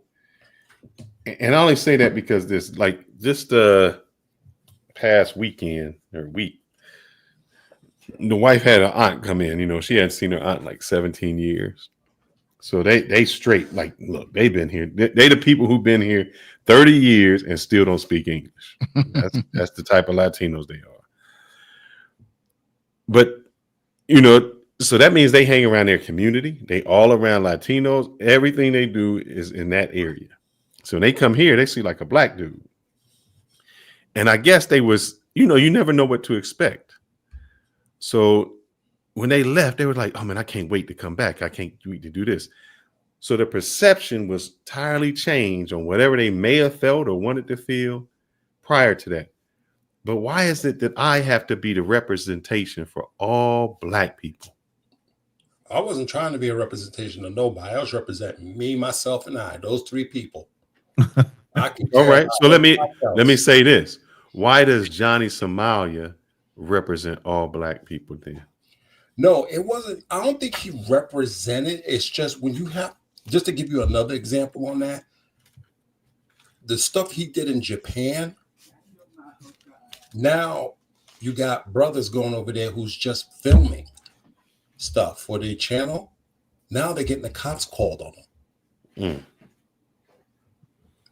That's what I'm saying. It's just a domino effect. It's because of one, because these people don't really rationalize it like the way they, you know, we rationalize things, because they don't have that constant interaction with us over there. We're not a big community over there where they can come and try to understand what we're about. We're just passing through. But also too, I mean, they have their own perception of what black people are. Right. True. So it's just like, I mean, of all places, especially in that particular in that region, they already have a perception based on Africans, and they instantly look down at Africans. So if I were to go there, they would probably assume that I'm an African. Now I'll probably get treated a certain way, and it won't, and more than likely, it would not be positive. Yeah, and that's what I'm getting at. It's just even like you being accused of being African, but you're a different race, you're a different culture and stuff like that. It's but still, because of my skin, I'll get treated a certain way.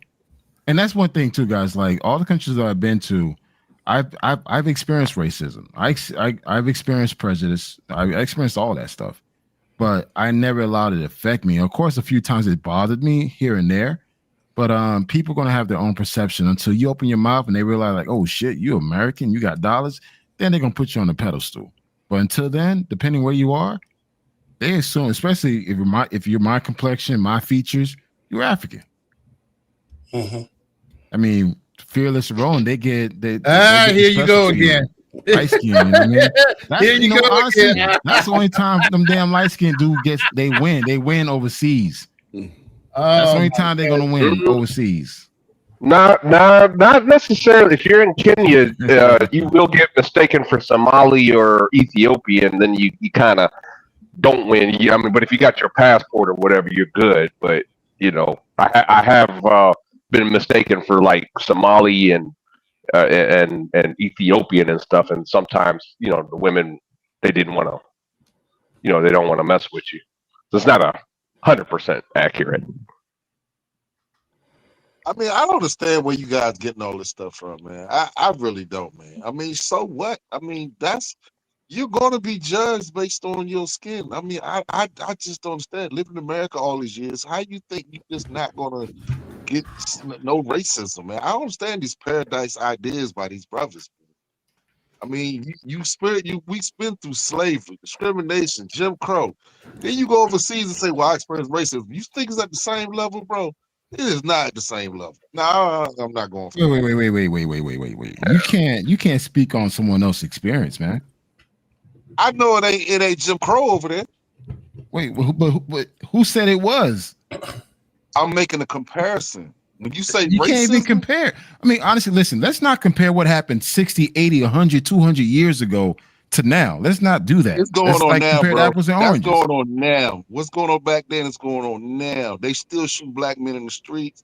They still doing stuff, bro. Black men shoot each other in the streets. What you talking about? Let me make this clear. Let me make this clear. I'm never intimidated by another white man or afraid of police fucking shooting me. That's the least of my worries. But that's not what I'm talking about. There were laws written against us. Yeah, So but you can't make the comparison. Just because somebody look at you have a perception, you can't control how somebody think about you, bro. We never said that. I mean that's just what it is. I mean, somebody ain't got to like you, bro. I mean, that's just but we never said we wanted the world to like us. We never said that. But you ain't got no laws against you. You ain't got no laws against you. Who said that? I mean, okay, Phyllis, did you say it or imply this? Roland, did you say it or imply this? Imply what? What I'm missing? What we're talking about here? That we deserve certain treatment because we're overseas. Look, I'm black. What we saying, Mercy, is before we ever step in that country, we already have a perception because of the Pookies that came before them. Or now, even I can understand if you want to say that there's racism in the United States because of the slavery, but there's no way that I should have to go to Cartagena, Colombia, and still be called a nigga because they don't even understand the culture. Because some dude made a rap song or some dude went over there and was acting stupid. Correct. So that shouldn't have to precede me because if any other culture goes there, they don't have that same thing where it's automatically a suspicion because of something some Pookie done did. Right. But Mercy, hold on, Mercy. Let me get mine in. So part of that was this morning. I mean, at the beginning of this, I said how the military had been traveling overseas and fighting wars overseas even since right after the Civil War. Buffalo soldiers and Black American soldiers went over to the Philippines to help fight for its independence away from Spain. And they also went down in the Caribbean and fought the Spanish down there as well. So we were fighting wars ever since the Civil War in other cultures where they were already exposed to decent Black men. So military guys have been traveling overseas and establishing good rapport to all these nations way before all this passport bro stuff started coming up. Veterans have been there. We have established great relationships. Part of the veteran and the military a whole edict is winning hearts and minds. We are actually ambassadors when we're over there. We have a certain way that we have to dress. We have a certain way that we act. There's certain things we have regulations for. That's why even with the Passport Bro movement, the guys that were leadership, I had talked to them in the background. You guys should establish standards on how you conduct yourself, or don't allow these other random people to affiliate themselves to you, or you're going to have your name run through the mud with some people trying to infiltrate your group. And I've said this 5 years ago when this first started with those same gentlemen that are running the background and saying they don't want to be considered the quote unquote leader. They'd rather be like a decentralized fucking organization. I've had this conversation with them. But the whole thing is the military established this a long time ago. If you knew a Black military guy, he had books full of pictures of places you can go. He told you how to move. This is what was taught to these guys when they were first traveling. Well, you talk about Black man options. Those guys were full of Black American expats or Black American military guys that were traveling down in South America. Charles Tyler and all them. They learned from who do you think? Veterans. We set this shit up. We tried to teach y'all how to move around, and it just went to fucking hell on the high road just went left. Oh, here's that typical comment. I was waiting for this comment to come up from this is from Ozzy. White passport bros do wild stuff overseas too. Just saying. They absolutely do. Why do we always feel like we need to compare with them? It's like we're not going to get the same treatment, and it's never going to be fair. So this whole thing, white people do it too. That shit is not going to benefit us. And to make something crystal clear to everybody, listen, when I travel, I don't expect any type of privilege. The only privilege that I have American passport, and I get to bring my ass back home. That's it. Any stupid things that I do overseas, that's on me. So it's just like this whole thing that because I'm Black and I should be treated a certain way. No, that I'm far from that. I understand I could experience racism, colorism, prejudice, classism. I can experience all these things in one country. Yeah. But it's up to me to let it dictate my overall experience. Yeah, and like I say, with the movies, the hip hop culture, and somebody brought that up at the beginning of the show as well. The hip hop culture, the movies that preceded us, they always gave Black people bad roles where we were always the bad guys. We die first. All these things are what are put in these foreigners' minds if they don't meet us. There's some cultures that never met us until we got off the ship for the first time, and certain places that military guys have gone to. That's their first experience, besides for what they see on TV, what they see on the news, what they see in a movie, what they see as projected in a hip hop video as being violent, aggressive. And let's just keep it honest here. You know what? Fuck this shit. Let's just keep this shit honest here. We don't have a positive image overseas. We don't. I'm We gonna don't tell have you a right now. positive image anywhere. Besides what, being rappers and the could dunk a ball or run a football, we don't have a positive energy outside the U.S. Most people overseas think that we're poor, we're violent, we don't take care of our family based on the image that they see coming from the United States. Mm-hmm. So who's playing those roles, bro? Who's playing those roles?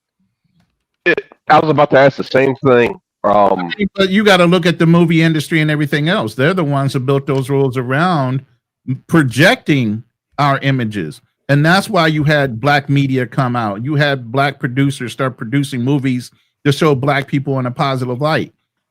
From whether you agree with Knight, Tyler Perry, and all these other producers that have started producing and actually funding their own movies to show black people in a more positive light, which is starting to change the overall world opinion of black people. But initially, when you had white producers saying you need to act this way, a black actor, if he wanted to work, he just had to play the role.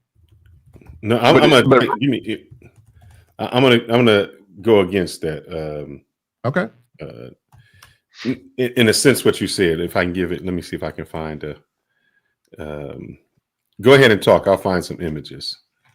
I just wanted to say real quick, like I'm originally from Dallas, and it wasn't just movies and things of that nature. Like you turn on the nightly news in Dallas. This is back in the '90s, so you had the gang wars in LA and all that other stuff. But the thing was, in Dallas, they would turn on the news every time there was a home invasion or something like that. They'd always show a random black guy that would break into somebody's house, and it was constant. It was like every night. So in Dallas, for example, every black man, we were looked at. I mean, granted, I was a child, so different, but still, the point is that black people, it was like you're looked at as we're home invaders, we're burglars, we're thieves, everything else. So it wasn't just movies. And then when you had like movies like what's the movie? Cuba Gooding Jr., Lawrence Fishburne, Boys in the Hood. Boys in the Hood. Yeah.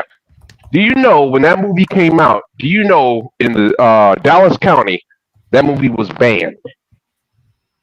They banned that movie from theaters when it came out, and they according to the county, according to in Dallas, they were saying, well,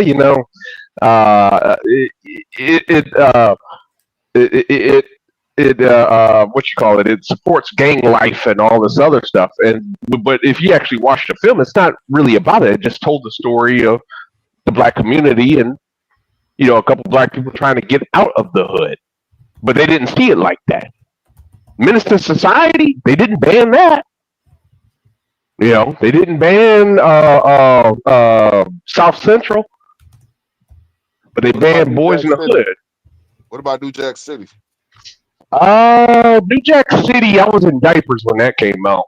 But again, that was during the crack cocaine epidemic that was going rampant in the 80s. And so, while life imitates art, or vice versa, those are the movies and things that they were putting out there. So what do you think foreigners get to see?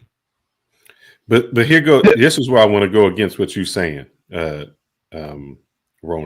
Go ahead.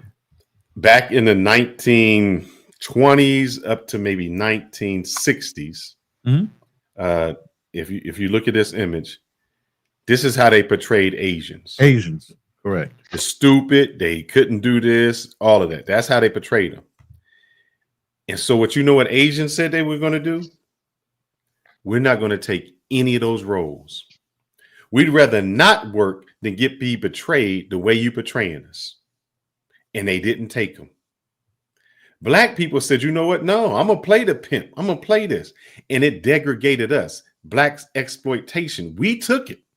No, that put us out. But fearless. The thing is, we created black exploitation. Melvin Van Peebles, he created the first black exploitation film. At first, white Hollywood didn't even want to touch that crap. It wasn't until Melvin Van Peebles came out. Why would we portray ourselves in the worst light?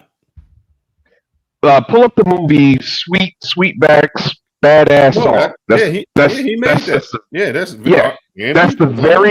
That's the very first one. That's before Shaft. That's before Dolomite. That's before Foxy Brown, etc., etc. All right.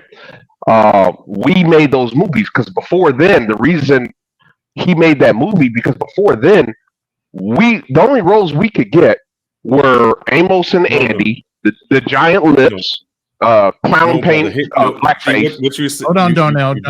You're doing it wrong, Darnell. You're saying the only shows we could get. Roles. I said roles.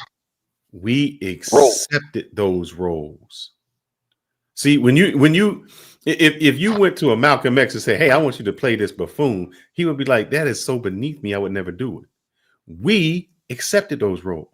Where the agent said, "We are no longer portraying ourselves like that." Would you ever see a Jewish person portray themselves like that? Well, you got to remember there's a difference between Hollywood in the 30s.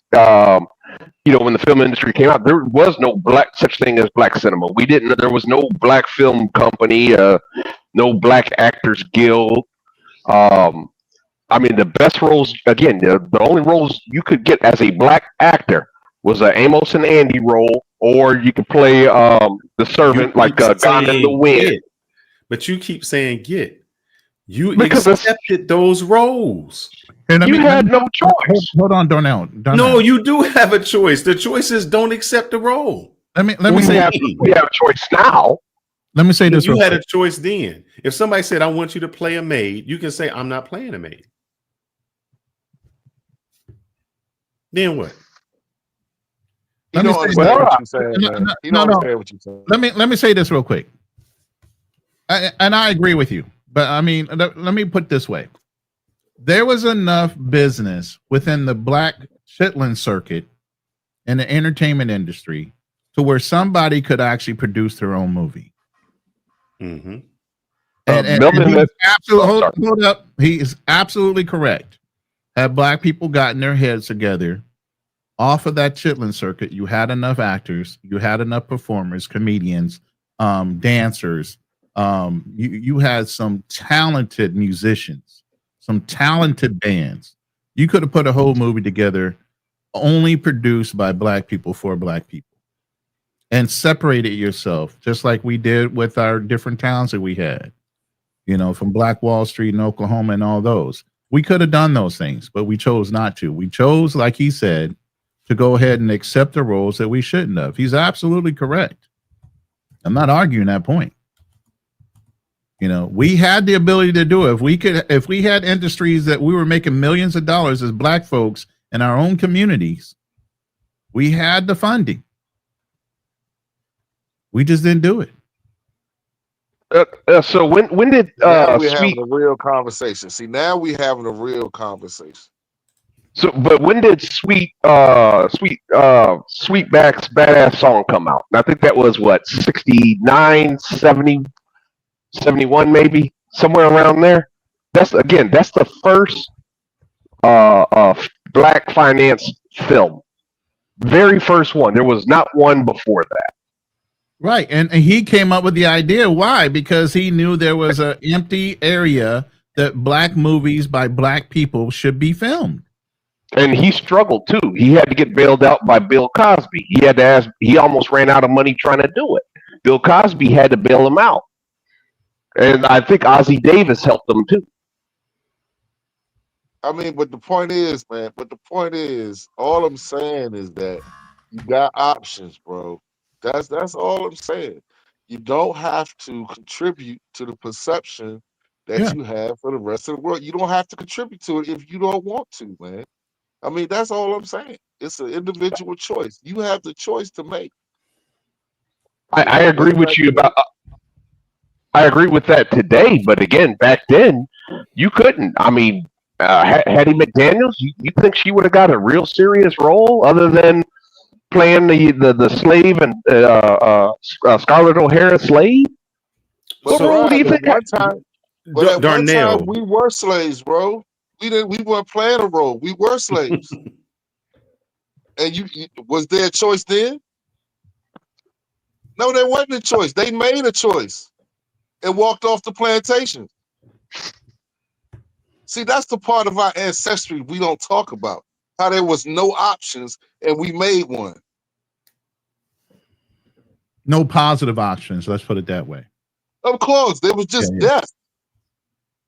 But you know what? Our ancestors say, you know what? We're not gonna stay on this plantation. We want better for our descendants. Are you familiar? Are you familiar with the Dred Scott case? Those guys that supposedly walked off the plantation. Basically, you had the Fugitive Slave Act. In other words, they went right back to the plantation that they so-called escaped, even if they made it to the north. That's why they had to go to Canada. Okay, let's not change the subject back to slavery. Let's stay in the moment of the social impact between brothers and ninjas, and where we could have. And the subject was about us funding our own movies. That's where that came from. This is what we're talking about. I don't want to go way off. And I want to say even our movies, the way we portray ourselves. What are the popular movies? If you say it, it's either some stupid comedian show that we done had to do, Drugs, Friday, gangster movie, some hood movie, something like that. We never, what serious movies are we doing that have critique? We don't even go watch those movies.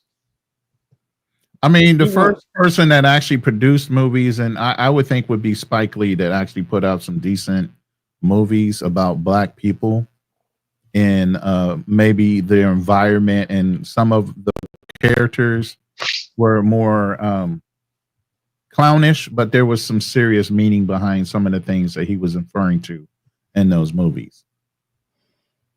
But we don't really support it, man. Yeah, but I saw them make a movie about Black women joining the military in World War I or something like that. That was a good movie. Oh, these are recent movies, yeah.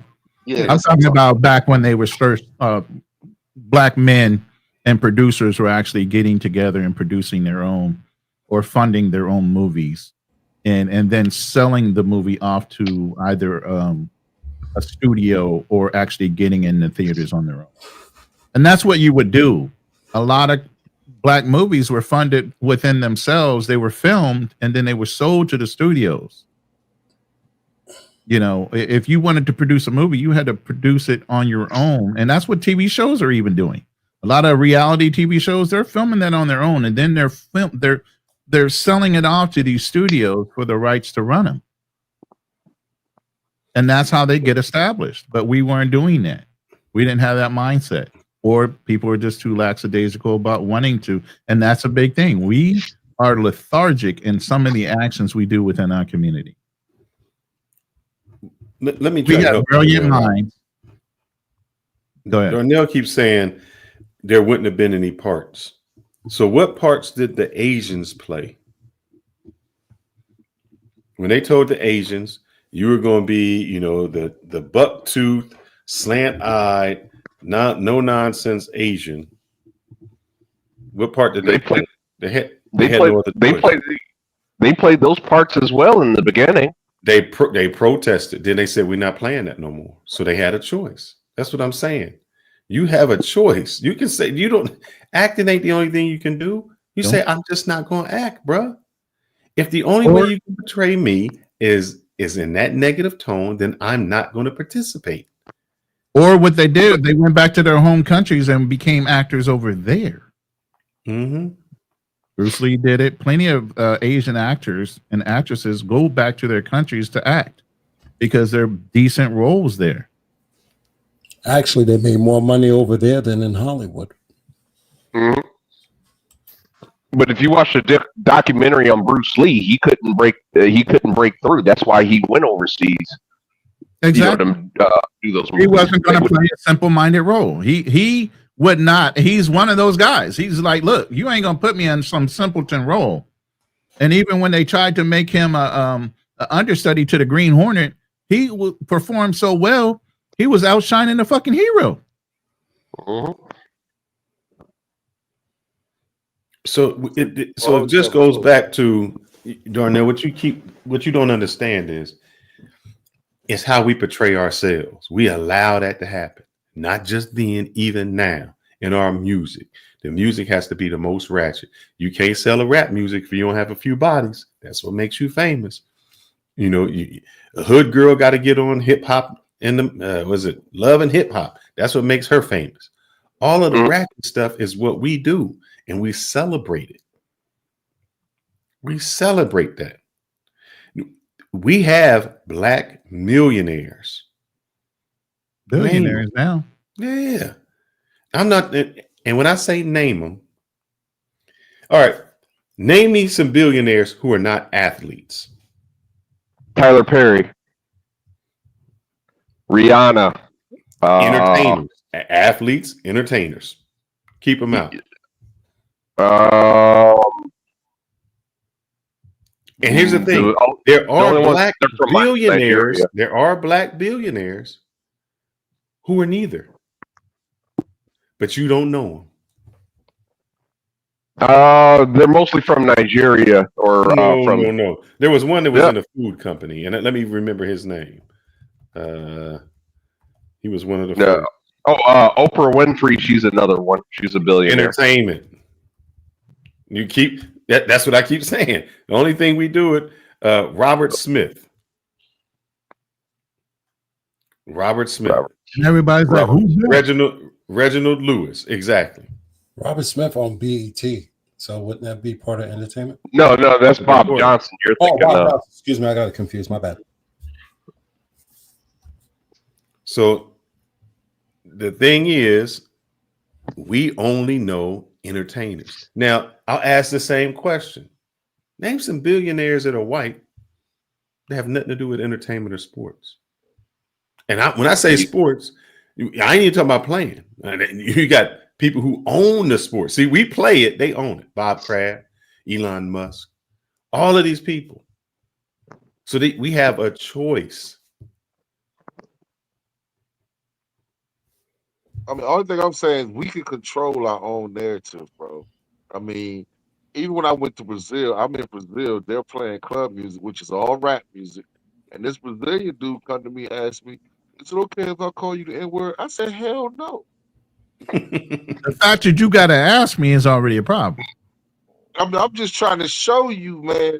But you got to understand that the music they're playing, they playing Glorilla over there. They're playing, they call each other the N-word in the music. You got to understand where they getting this from. The rap music is using the N-word, so they probably think it's cool. I mean, I'm just saying, maybe they're rationale. And I'm like, it's in the music, so we can't ignore like it's not in the music, bro. So Mercy, then you can't be mad when I am mad. I told him no. They call you a nigga. That's what it is, brother, because that's all they know. Bro. I said no. I said no, you can't do that. And you know what else? Won't you sit over somewhere else? Ask me that question. I ain't even sit next to him after ask that question. Got me some. But how you hold up, Mercy? How you gonna blame that person? Hold up. How you gonna blame that person who has no idea about your culture? What they see as popular is what is playing. I hear the music, I see it on TV. This is what you call yourself. I think I'm being good. So how you gonna blame him? But how you gonna blame him and not blame your own damn culture? Because your own damn culture is the people who put it out. No, that's true. That actually but happened. I still got to make them suffer, though. I still got to make them suffer. I got to teach them a lesson. That actually happened to a couple that was in Albania. And the kids were friendly, but they just end up using the word, hey, what's up, my you know what? It's the influence of what you see in pop culture because they didn't know any better. They said Albania was great until that happened. Mm-hmm. But we blaming the result. We keep going back, and that's just the result of something. That's not the problem. That's not the issue. Mm-hmm. And that's our problem. We never want to get to the root problem or something. We always want to look at the cause why something happened, never the issue of why it happened. So the thing is, I don't know if you remember this, Fearless, but not that long ago, as I think it was last year, it was a Georgia State football game, and you had a police were called on a white guy that was drunk, causing a scene. One of the officers was black. He's calling the black officer the N word. Everything caught on the body cam. The thing is, when white people do certain things like that, they're not called out as a community. No, that's just one crazy guy. But as soon as it's a black man, that's just what they do. How is that right? It's not right. All right. No, Darnell. Let me hold up, bro. Let me answer this for him. What is the percentage of cops that kill black people or kill anyone? I would say less than 2%. Oh, way less than that. We're in way less than that. I just threw a number out there. I don't know off the top of my head, but it's minuscule. So why is it that all cops are portrayed as bad? Why do we portray all the cops based on that small minority?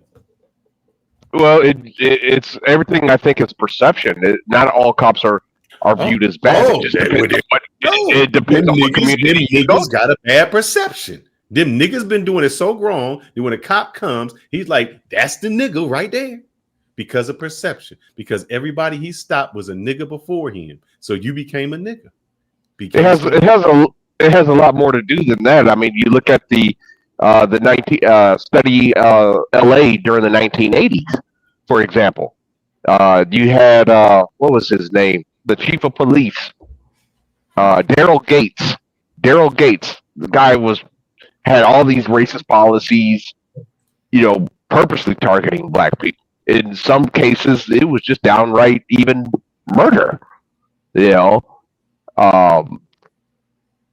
you understand, during that time, it was high crime, there was high drugs, and driving while black was a thing. Because 95% of the time in LA, Long Beach, in the surrounding areas and cities, it was riddled full of drugs. So you had to step up the aggressiveness of the police to figure out where the drugs were. I'm not saying it's right or wrong, but when you have a certain community that's a higher contributor to crime, you're going to focus within that community to try to weed it out as much as you can. I can understand that point. The only thing is that sometimes you can make the situation worse. Case in point, the '67 Detroit riots. No, that all right. Let me ask you this: What niggas get mad at the police, at the white man, and destroy their own neighborhood? Destroy where you go shopping at. They destroy it so much that when the riots are over, there is no grocery store. There is no place to shop. There's nothing. You destroyed your own place. What kind of fucking sense does that make? But no, it wasn't even a way of them destroying it. It was a come up for them to do it. Because they were able to steal everything out the store before they destroyed it. Exactly. It was a come up. They weren't doing it to protest.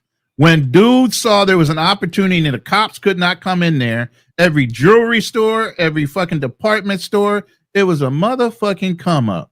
Stop playing. And you black people are the same ones complain that when them niggas go into them shops in California and say, I ain't gonna get arrested for stealing all this stuff, if as long as it's under $1,000, I'm cool because I can walk out. And then them same niggas get mad when they shut the store down. When Walmart say, you know what? The theft is too high. We're not gonna be here. Then y'all want to say it's racist. That is fact. Now it's racist. I mean, I understand the point. Don't get me wrong. And by the way, just for the record, I hate Walmart's, especially in the black community. It sucks. It's a terrible experience. But I understand what you guys are saying, and I've lived in black cities like Detroit, where we didn't even have a grocery store. Where you had to, if you wanted to buy food in Detroit, if you wanted to shop within the city limits, you had to buy from a liquor store. And guess who owned a majority of the liquor store? Arabs. I think there was like 3 black-owned liquor stores. There's a liquor store on every corner, but all of them are owned by Arabs. Whose fault is that? I mean, we'll say it's racist, but whose fault is that? Is it the fault that the whole bunch of brothers went in there in Walmart and started stealing? Who you gonna blame? So when Mercy say it's not the niggas, yeah, it's the niggas, because that small percentage messes it up for the whole neighborhood. And I'm the one to say it when you be like, there go the neighborhood. Because I've lived in a nice community and blacks come in, they don't cut the grass, they don't put things out, they get mad at everybody around them, they play the loud music at 12 o'clock at night when everybody trying to sleep. It's a nice community. Yes, there goes the neighborhood. Okay, well, let me give you some pushback there. I want you to look up my city. I live in Phoenix now. I want you to look up my city's demographics. We're 4% black. Just tell us what it is. I hate when you guys talking riddles. Just say what it is. So what it is that we have a high theft problem. I go to Home Depot. Home Depot, there's cameras everywhere. Everything's locked up. Walmart, same exact thing. It doesn't matter. You go to CVS, doesn't matter. Okay. The thing is, we are 4% black. It just means 4% of y'all niggas is doing 100% of the crime. That's what it means. Bull. 4% of y'all niggas doing. We have 4% of y'all niggas doing 100% of the crime. We have white pookies. We have Hispanic pookies. I'm telling you, I could get in my car right now, drive down the street, and I'll start pointing them out to you. You're gonna see a bunch of white pookies and Hispanic pookies. You ain't gonna see niggas. Hey man, our women love pookies, man. No matter what race they are.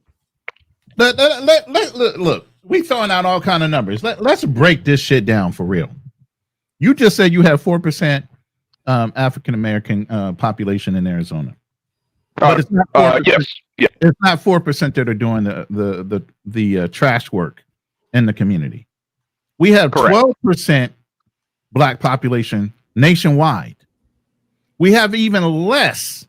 Let's get it back to the subject. We have even less that actually have viable passports that are traveling. And even the brothers that travel, we have even less that are considered pookies. You ever hear the phrase a kick dog hollers? Mm-hmm. A hit dog hollers. Mm-hmm. A hit dog, kick dog, whatever you want to say it. It's hollering. Who's getting most of the attention? Out of all the brothers that got passports, and it ain't that goddamn many, those are the ones that are showing the rest of the world how regular black people actually act. You said I didn't want to be part of that 4% in Arizona. So why are all the other black men accepting of these very few black men that are filming, doing all these things, quietly allowing the fucking fuckery to continue? Unfortunately, I think in the black community, there's a perception bad is good. You ever seen that movie Glory Road, where the white basketball coach he recruits the first black. What I'm saying is the few are the ones that are the shining example of what we are not. Yeah, I mean, I understand that, and I understand. Yes, rap music, we idolize people, drug dealers, people that break the law, and that is a problem. I do acknowledge that, but the only thing that, but the thing is that it's like, okay, it's a select few. Why is it that in the black community, why is it that those represent us, okay, versus when white people do crazy things? Oh well, that's just a one example. Now let me flip it back on Natsir. I'm gonna flip it back on Natsir real quick. Do you hear any other community allowing that shit to fucking happen? And if it did happen, do you hear them denouncing the fuck out of that one individual as he's non-inclusive of their community? And how many black people do you hear saying that shit? Well, I would defer to January 6th, where white people stormed the freaking Capitol, even stole the Speaker of the House at the time, Nancy Pelosi's laptop. You know, they're looked at heroes now. You know, they're looked at. I mean, they got pardoned. They looked at heroes. Oh yeah, they're victims. Let Black Lives. Hold on a second. Let Black Lives matter. That point just went right over your head. I just said no. Listen, stop.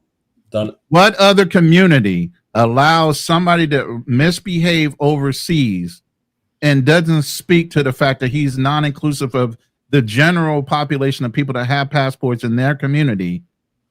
He's non-exclusive of what they really are when they travel. Well, you didn't say that at first. I did say it that way. What other community allows that shit to fucking happen? And they don't speak to it. To be silent is to be complicit. You know that phrase? That phrase? Yep. All too well. We are silent too many times and don't speak to the things that are being done in our names or our representation. I mean, I don't know if you remember, like, I used to watch the old Vietnam War movies, and some of the Vietnamese would play our music, but it was oldies but goodies. It wasn't rap music. You know, it was like love music and soul music. But see, that's what I'm trying to say. If we go overseas, say like we have a different genre of music that we listen to, we go over there. Instead of promoting the rap music. What I'm trying to say is that during the Vietnam War, people would listen to a certain kind of music. So you didn't hear the N-word, or you didn't hear the N-word. But now the music that we're promoting, well, I don't say we're, but this young generation promoting, like Gorilla and all them, that's the music that they play over there, because that's the music that they we promote. Well, so you had that. You had the FCC back then. You know, heavy. Yeah, that's what I'm saying. Heavy-handed. Hold up. Well, I don't know how old you guys are, but when I grew up, I listened to everything: Led Zeppelin, Molly Hatchet. Yeah. I listened to R&B. I listened to country. There wasn't any one genre. That shit just started. Everybody listened to music, period, because they just enjoyed music. I played classical music. I played rock. I played all kind of music. I was a drummer. So if you have a love for music, you're not just going to stop at one genre, because you have an appreciation for all types of music. Now, all of a sudden, if you're black, you only supposed to listen to one type of music. Or for some reason, you're a lame. That's not the way it was in the past. You listen to everything. It's been that way now for about 10, 20 years. Like you, I listen to just about every genre of music with the exception of country. You know, unless it's Johnny Cash. I like Johnny Cash. That's about it. But other than that, I don't really listen to country. But I listen to every genre. And like I said, Darnell, you're not black. You know, I get that all the damn time. But Darnell, I just want to look up some stats for you. I'm going to share this real quick. This Phoenix, Arizona. You know what green line is for arrest? That's black people. I just did the crime rate for murder in Phoenix, Arizona. Y'all 4%, but y'all make a 51.3% of murder for arrest. That's y'all. So for you to be so small, y'all still are doing a lot of killing and larceny and rapes there. So please tell me how, 4% of the population is making up 51, more than half the murder arrests. What's your source? Well, this one is ouramerica.com, and then ChatGPT is giving me the national statistic rate. And Our America is getting their stats from the FBI, 2019. Okay, well, if it's the FBI, I can. Oh, look at that. See, don't want to say it. You 4% of the population, and y'all still doing it. And you want me to tell you that y'all Negroes ain't out there? Who you want me to blame for that? Who you think is? I mean, for 4%, for 4% of the population to commit half the murders here in my city, I mean, I find you're dumb. I'm not going to say you're speechless. Darnell. Pretty much. Pretty much. I mean, it's one of those things. It shouldn't be possible, but Darnell, what part of Phoenix you're in? Now I'm in North Phoenix. I was in South Phoenix. Now I'm in North Phoenix. North Phoenix? Yes, sir. I'm trying to figure out where North Phoenix you're talking about.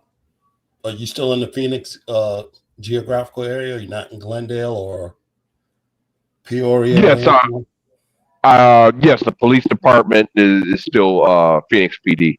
Where I was at, where I before I sold my house, I was actually fell under Maricopa County Sheriff's Department.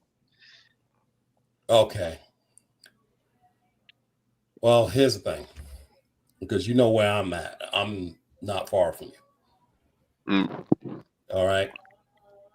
When you talked about Walmart earlier, things being locked up, I go to Scottsdale, and there's still stuff locked up. No, it's not locked up in Scottsdale, or at least when I used to go to Scottsdale, their shit was never locked up. I was up there not too long ago, and there was things that usually you see locked up in regular cities. Up there, they're locked up there. Okay. Okay. I mean, it's not like in Philadelphia, because I was in I used to live in Philadelphia, and everything was just like literally locked down, even like toothpaste. But anyway, you have to understand, you got good working black people in Phoenix. We all know that. But you got that group of people that act like you know what, and they just ruin it for everybody else.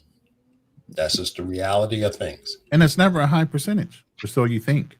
Yeah. It's always that small minority that speaks the loudest. But since you're familiar with Phoenix, you live here. If you were to go to Bell Road, Peoria Avenue, Bell Road, right off of I-17, what are you going to see?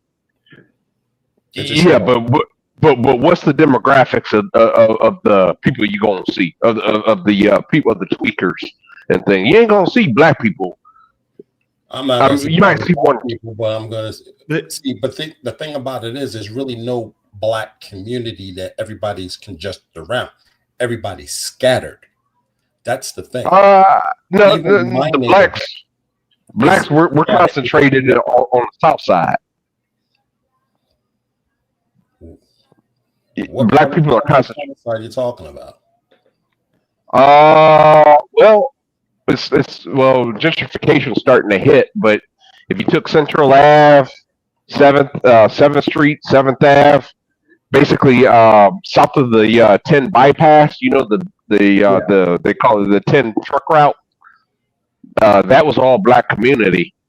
It's still black, technically black, but they starting to. I noticed gentrification is starting to hit that area. I'll be honest with you, the only concentration I've known of communities has been the Mexicans. Everybody else is pretty much mixed in. But then again, I don't go to those bad neighborhoods. I've driven through them, but to be honest with you, everybody's just pretty much mixed for what I've seen. There may be more than others, but it's pretty much a mixed neighborhood. But the fact of the matter is that persona that we give off, and I'm not saying that, you know, these white pookies or the Mexican pookies, they're any better, because they're just as bad as well. But for us, when we go somewhere, we gotta worry about our image and our image alone. Whether we're down in Phoenix or we're overseas, we have to worry about our image and our image. And the way we're portraying our image right now when it comes to going overseas looks like crap. Because we are now the face of sex tourism. And that sucks. Yes, I agree with you wholeheartedly. Especially, you know, I spoke out against Jay Rillo. I spoke out against, well, I mean, Johnny Somali wasn't necessarily a sex and I never really did speak out against him. Mostly Jay Rillo, but you know, I tried to speak out against it. But you know, like I said, I got shut down pretty early on Razor Rays. I got shut down, but I mean, I do agree with you. The only thing is that why is it that one J Rello, or actually, I think there's two of them now. I forget the other guy's name, but he's doing the same thing J Rello's doing. NYC. But why is it NYC who? NYC for the future. That's the other one. Yep. Thank you. Why are those two guys? Why do they represent all of us? You know what I'm saying? That's our very point show. The very few are making a huge stink for the rest of us. Okay, but I wish Andrew from the Andrew Show was here. Him and I used to be on the same blog, on the Cuba Dave blogs. But you had white sex tourists. I used to read their the blogs all the time. I used to be a part of the Costa Rica Ticas. I think it's shut down now. But after Cuba Dave got exposed, that was pretty much the end of it. But why is it? I mean, they were open. Those guys were nothing more than sex tourists. I used to read their blogs all the time.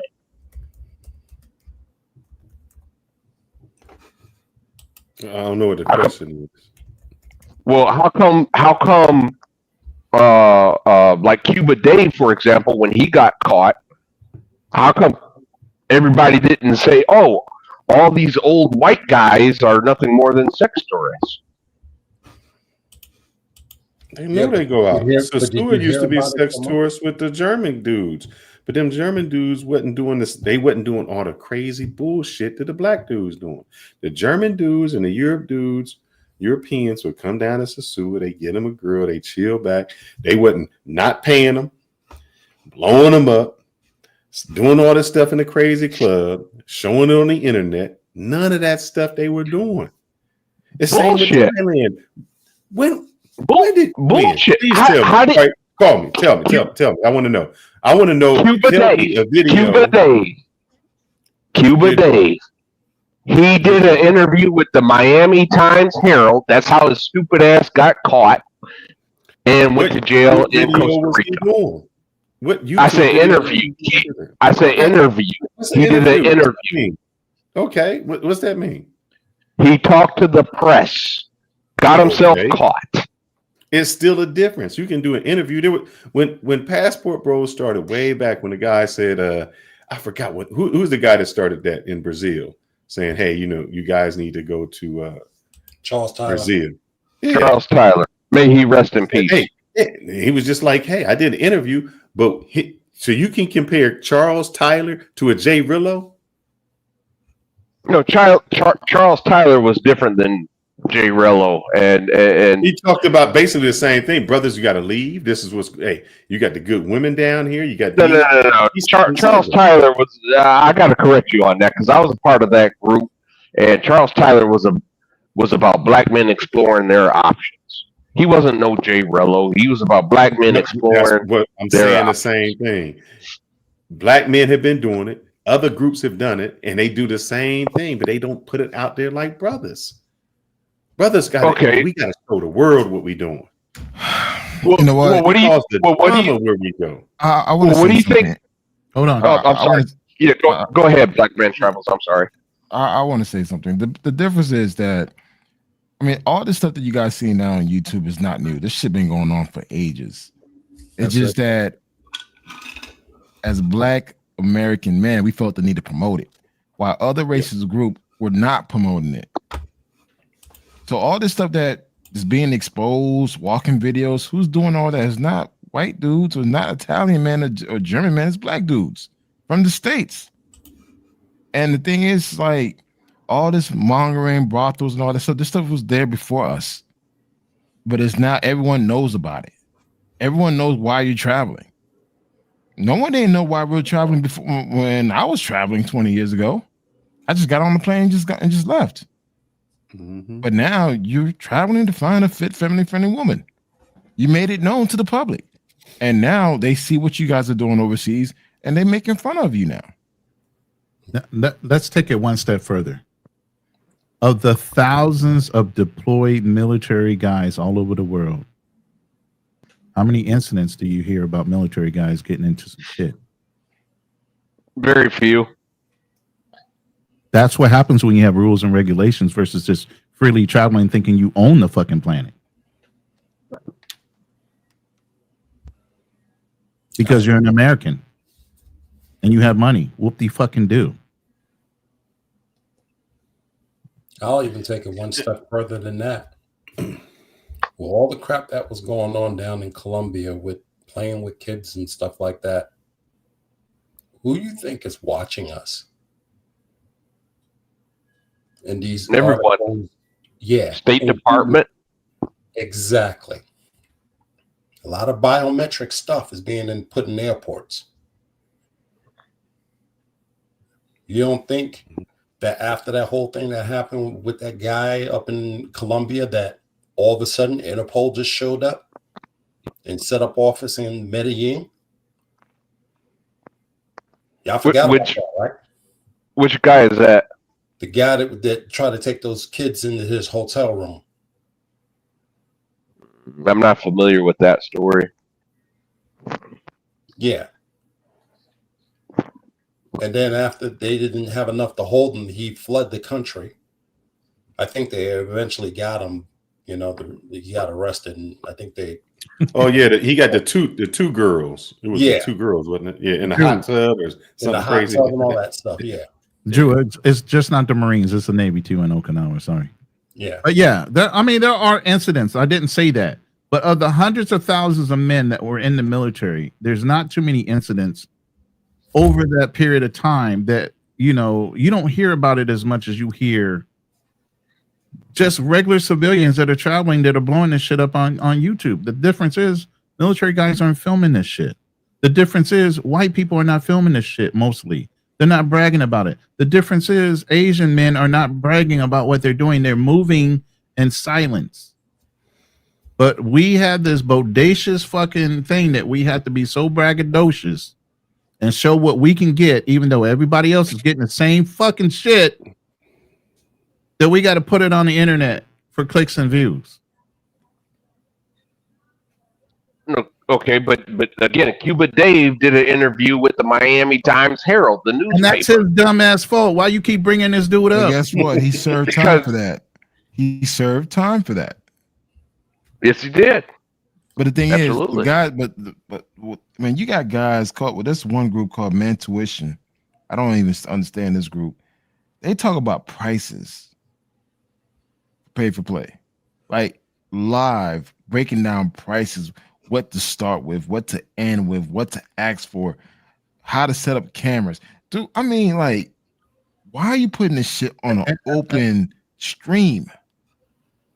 And Ozzy, to your point, at least that's lower grade than being on YouTube. They're in forums that password it. They accept people into certain groups and they keep it amongst themselves. If the CIA and everybody wants to infiltrate those forums, they know exactly everybody's names, IP addresses, and all that. But they're not promoting it openly on YouTube. People want and attention. Pressing other people to do it. They want attention, and they love the attention that they're getting through YouTube because their life outside of YouTube ain't shit. That's what it is. Keep in mind that promotion, that is called promotion, and that can be illegal. And what that's absolutely a bold-faced lie, American Talk Live. I won't have you sitting in the chat just spouting out bullshit about military men having a problem with grape. Not with all the regulations and things that we have to worry about. You understand, when we sign a contract, we're subject to all kind of rules that are beyond just regular rules and laws in the United States. You are guilty in the military until you prove yourself innocent. So you don't just openly go out and commit crimes as a military guy because you go in a federal pen. It ain't no fucking local penitentiary. It ain't nothing fucking easy. You are guilty. Leavenworth. You're going to Leavenworth and others. And you're already guilty. You got to actually prove yourself innocent. That's your defense. And see, that lets you know that American Talk Live only picks what he wants to pick or doesn't know. Sir, we had a person who was in the military, Vernon Miller, who did something that was not illegal, It wasn't illegal, and still got kicked out because he had sex with someone that actually was of legal age, but the military deemed no, it wasn't. So their standards are even higher than the military. It wasn't legal age of the listen. Yeah, I gotta correct you. Listen. How are you gonna do that? But either way, she was legal in Germany, but she was not legal as far as the rules and regulations of that base and what that commanding officer said was legal for them to touch. But you understand Title 18, okay, which is you have to be at least 18. I went through the same briefs.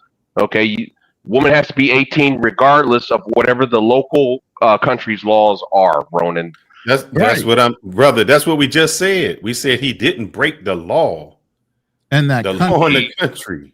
But he broke the laws of the base, and he broke the laws of what is legal in the United States, which is 18. And Uniform Code of Military. Yes, we understand that, bro. I've already said it. And see, this is where a lot of guys have a problem because a lot of these girls they pick up, they got false IDs. Yes, saying that they're 18. But here, and I'm not defending him. I'm not.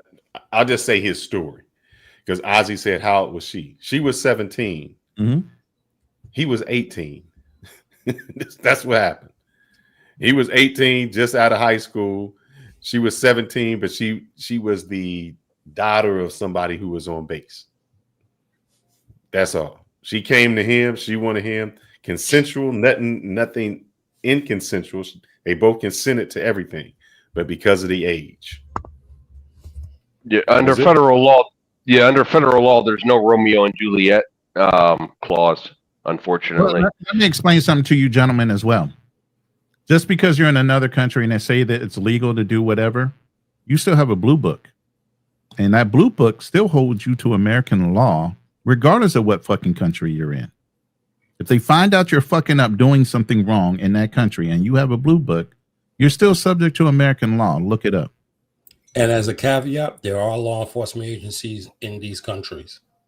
And they will come with the locals to go pick you up. So if you think you free just because you in another country and it's legal, for some of you crazy people that like to do pedo shit, you're not. You are not free. Where there's a U.S. consulate, there's an agent in there. There's a whole bunch of agencies in those U.S. consulates. And one of those agencies got mentioned on the chat. And a lot of them move. My thing is, Darnell keep bringing up one person of the hundreds of brothers who doing this. You still got one person you hanging on to. I don't understand. Who are you talking about? You keep talking, but I don't even know his name. I think you're talking about Cuba Dave. Yeah, man. It's like but that's just idiocy for not knowing the law. He's sitting there getting interviewed, and that's how they got him. He did some shit that violated American law. He had a blue passport, and guess what? You saw what happened. He went to jail, right? Correct. But it wasn't just Cuba Dave. I mean, there was also Cambodia in the 90s. Okay. I mean, Cambodia was a playground for I'm trying to keep it clean here. But it was white men going to Cambodia for exactly. We already know what you're talking about. I just said pedophile activity. Thank you. I didn't want to say it, but thank you. Yeah. So again, that over in Asian countries, even including Philippines, Thailand. But the thing was, they were so open about it. The whole thing, reason it got even exposed was because they were bragging about it so much. CBS finally decided to do a documentary about it. That's how they got exposed. That's when the State Department got involved. You know, so again, this misnomer that it's only black people and just now. No, we never said that. We never said that. We're talking specifically about brothers and ninjas and how their social impact is affecting all of us by our silence and complicitness of our silence. Okay, but wouldn't you say that Cuba Dave, the complicitness of Cuba Dave, or excuse me, the supporters of Cuba Dave, the Cambodian people, that wouldn't you say that white people were complicit as well to the silence? Absolutely. Yeah. So again, it's not just us. I understand that. I mean, this subject doesn't have to be about black men and ninjas only. It could be about every man that travels. We're specifically staying on topic of brothers and ninjas. But we got a new person on the panel. Well, before that, we got a question in here that I think is a while ago. Question for the geniuses. I guess we are the geniuses. Thank you very much for calling us that. Mm-hmm. Is Ricky Mack a ninja while out collecting for his fish house tours? 7K average for what is easy and everywhere. I gotta understand what that means. I just don't understand that question. I think he's trolling Richie Mack and wanting us to address something that he's doing that he feels like is immoral. What is he doing? I'm not sure. I don't watch Ricky Mack, so I don't know what he's doing. Yeah, so I need to understand for his fish house. I hate when these guys try to troll, but they try to be inconspicuous about what they're trying to ask instead of being blunt about it. Even though it's probably a troll account to begin with, the probably guy barely has 7 followers. He's asking a random ass question about another YouTuber. What's a fish? I don't understand. Is he building a house or something? Well, he has. I don't know if he's talking about his Airbnb or the house that he has back in LA that he's leasing out or sold. I don't know what he's referencing. 7K average for what is easy and everywhere. I have no idea what you're saying. I don't even know what he's talking about. Can I add some context to that? Do you know the guy? Yeah. Do you know what he's trying to say? Good evening, gentlemen and ladies. How are my levels? Ask me so. They're fine. Can you get to the point tonight? We don't have time for you to go around Robin Hood's barn. We asked you a question about this specific guy. Do you know this guy? Do you know what he's hinting or alluding to? Address that first. Yes. Okay. So Richie Mack is from Los Angeles. Right. He has a house there. Correct. In Studio City that he Airbnbs. Okay. That's in the United States or in Thailand? In the United States. Studio City is Los Angeles, California. All right. That's all right. He's been doing his show for quite some time. Right. We know his history. Offers consultations, and now he's doing Zoom Fest. We understand all that. What's the 7K average bullshit? We're trying I don't understand it. Okay, all right. You didn't let me finish. The 7K, what that commenter is referencing is that Richie is offering a tour of Thailand for multiple days and nights. From that includes hotel, that includes food, and includes a lot of shit. I know what you're talking about. Right, but it doesn't include your flight. So the 7K reference is about the fact that you can come to Thailand, like I did, for far less money. That's all he's saying. Okay, well, here's the thing. You don't have to use him as a tour guide. You don't have to use him as a fucking reservationist. You can go on your own to just pay for access to the fucking event. There's multiple ways that you pay. He has multiple ways you can pay. I do know about that part. He has multiple different levels. You don't have to go in there like a pimp and have the penthouse apartment or whatever he prearranged, which I'm sure he's getting a kickback for arranging all this bullshit. You guys don't understand. It's a business. There's nobody doing all this legwork trying to arrange for you to get a hotel room, stay, arrange all these excursions and these tour guides and all that. He's paying all these guys to an overall bucket and he's getting a cut. It is a fucking business. And if you're stupid enough to play along with the business, then you pay the upcharge. If you book it yourself, then like you said, Richard, no, because I don't need you to go around Robin Hood's barn. I get what you're saying now that I understand what he's talking about. I do know Richie Mack knows about Zoom Fest. This is like his 3rd year running. He's about to do it in October again. And yes, he has every right to charge whatever the fuck he wants to charge. And it's up to you to say whether it's fucking reasonable or not, or you can go book it yourself and just participate in some of the fucking events. Or skip to do it all together if you don't fucking like him. That's your choice. But why are you talking about one dude like he can't run a fucking business and make money? You guys think YouTube is just fun for fun? A lot of these guys are running it as a fucking business. Get that through your fucking heads. It's not all fucking games. You think me running AI videos for a fucking week, sitting down trying to develop something in order to promote a show that we barely have 15 fucking guys in a room is fucking fun? You think I'm doing that for shits and giggles? I think you are. Of course you would, Richard. It's a fucking business. YouTube is a business. Get all that other fucking bullshit out your fucking heads. This is a business. People are not sitting here wasting their time for nothing. They're doing it for a reason. They either want clout, they're trying to develop it to where it becomes a secondary business offshoot of whatever else they're doing, whether they're selling consultations or whatever. That's the side hustle. So if I could address a few of the things you talked about here, and I'll try to keep it brief. I apologize if I get long-winded. What that comment is about is that I think it speaks to a deeper issue, is that he doesn't like Richie Mack or him trying to run a business, basically. Go ahead. As we, as ADOS and FBA, begin to move around, as we should, y'all mentioned this earlier, we aren't the first, and we definitely won't be the last. The military has done an incredible job of winning hearts and minds in places like Thailand. Salute to all of my military vets. But the idea that you would charge somebody that much money to come to Thailand, have to fucking pay. Let me ask you something. Here's the thing. You keep saying that, Richard. So let me explain something to you. Let me help you out.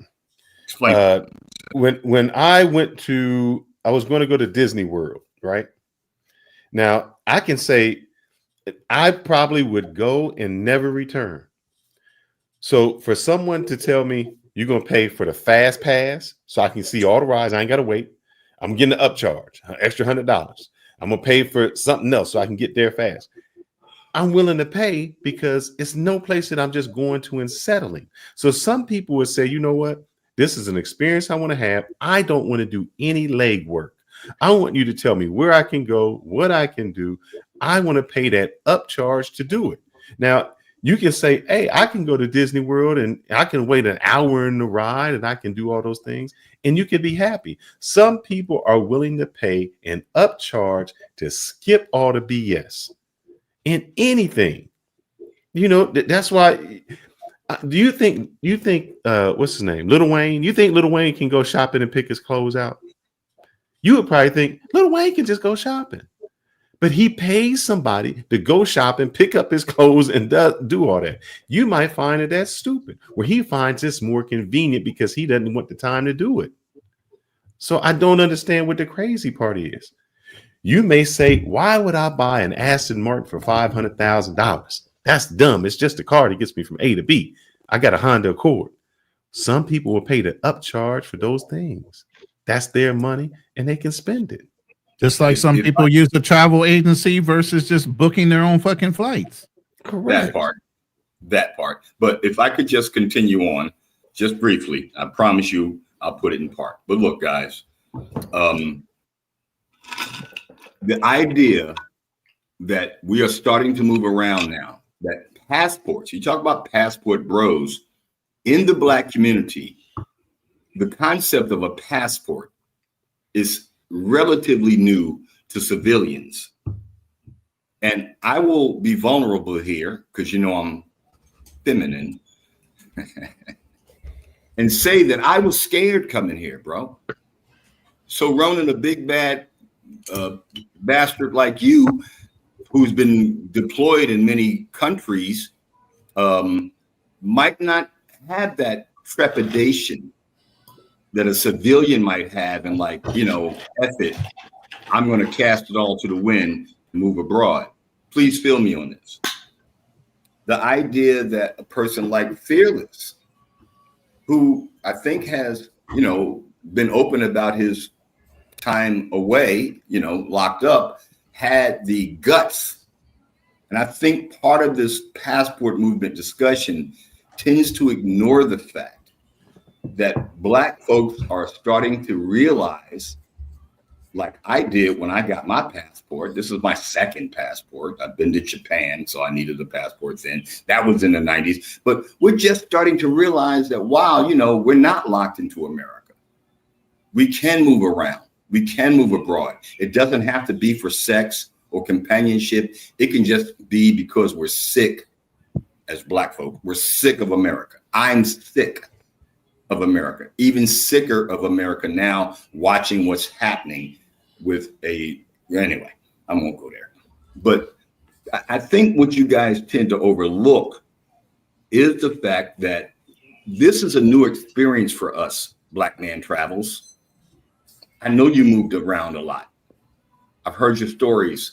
I'm a sub of your channel. I watch you. I watch all you guys.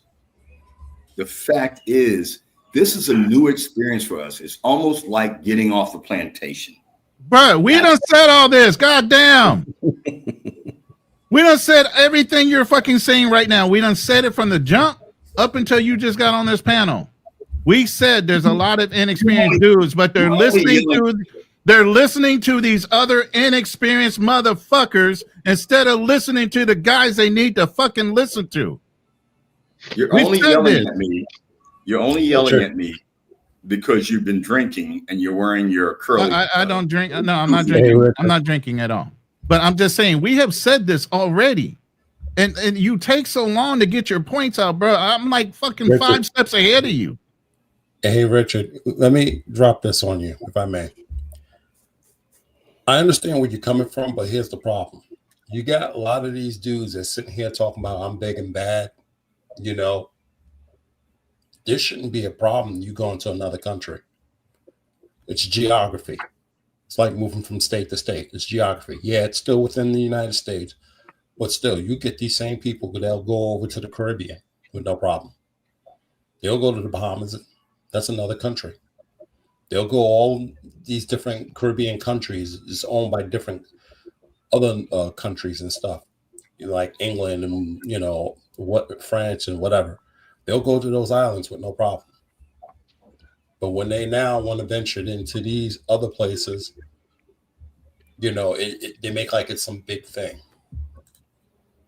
So, you know, I just don't get it why these so-called pookies who's acting all big and bad are now scared to travel to go overseas. And when they go overseas, they just bring that same mentality or what the same mannerisms and the same behaviors that they bring from home over there that makes us look bad. And that's where we're having the problem with. We shouldn't be like that. We should be humble and, you know, have some humility and respect when we're in someone else's country. Okay? And I don't think these people, military men know that, though, good brother. Military men know that. No, I'm not talking about the military men. I'm talking about civilians. But all you're doing is making excuses for civilians, just like people are mad at Richie Mack for charging a premium for his packages, even though he's selling a consultation in the middle of all that fucking bullshit.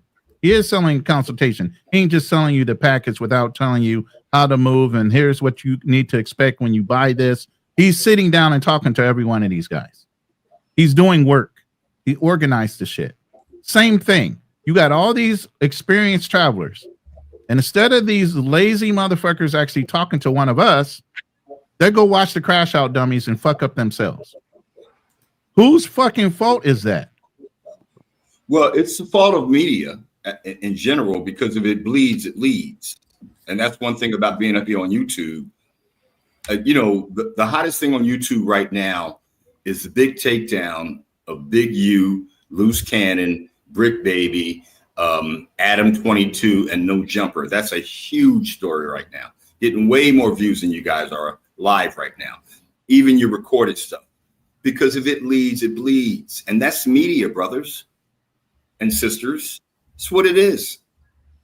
We're not arguing that point. This is why I come to stir the pot. You're not stirring a pot. You're stating obvious fucking points.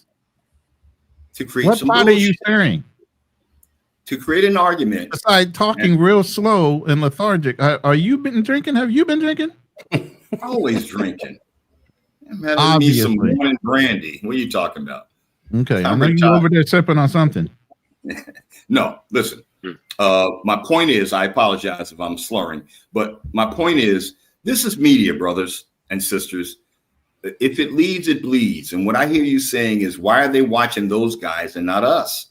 No, I'm not saying that at all. No, we're not actually saying that. Here's what we're saying.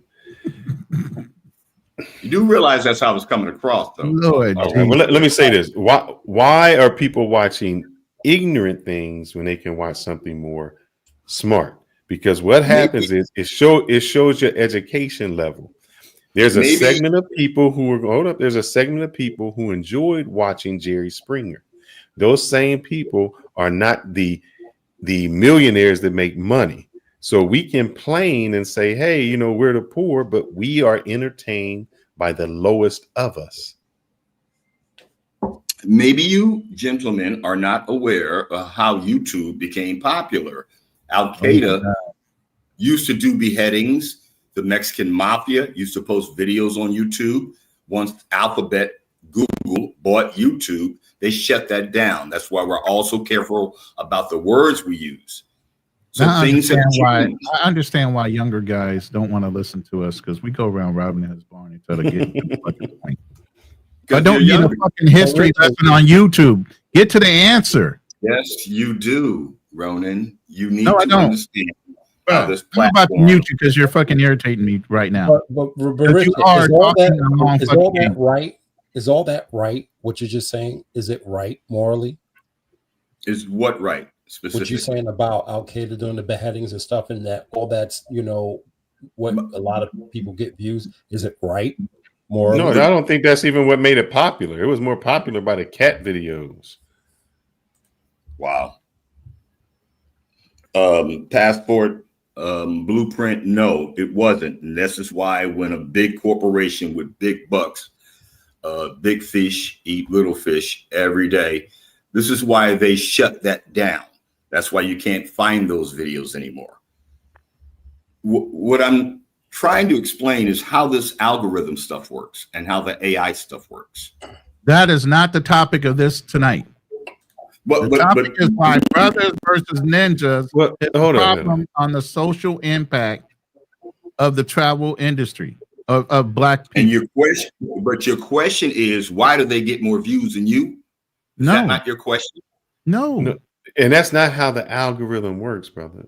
The algorithm works by either successfully keywords, have gotten topic. Hang up on me. I don't got to do this either. You don't got to tolerate me. It's okay, but it's free speech, and that's what YouTube's about, up to a limit. And you can hang up on me at any time, and I'll still. No, I'm just trying to keep us on fucking topic, not about a fucking algorithm.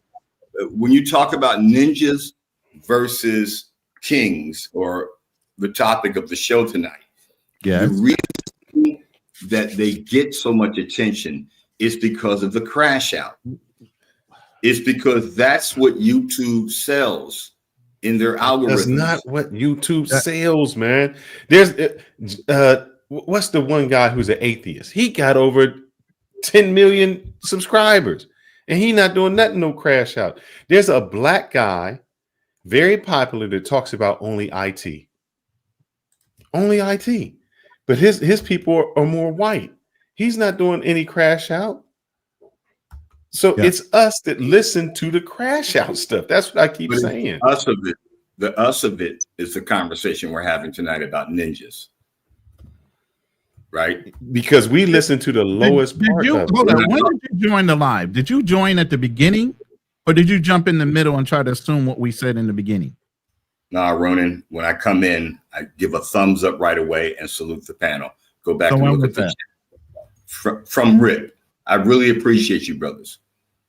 Okay, but so I'm gonna show you. Hold up. I'm gonna show you this guy right here. Why are you repeating? Often talk about echo chambers, and I'm not going to be a part of that. Oh, I'm going to push back on you. Oh no, you're not. Not in here. Not when you have a pushback in the other room. Not when you have a pushback in the other room. You don't get priority in here to push back shit in here. That's why I'm shutting you down every time you open your mouth, because you don't get to push back in here until you push back in that other room first. And by the way, let me read this $1.99 super chat, $1.99 super chat from QB Passport, my bro. He said, Keto Life. I'm glad you're enjoying it. Anytime you need new recipes, let me know. You know what I'm saying? But appreciate the $2 super chat, Keto Life from QB Passport Flexing, who is also an avid Mexican traveler and have a girlfriend. All right, go ahead, Fearless. He keeps saying that it's the crash out, and I keep saying no, brother. It's the black people that crash out, because you're saying that those are the more popular.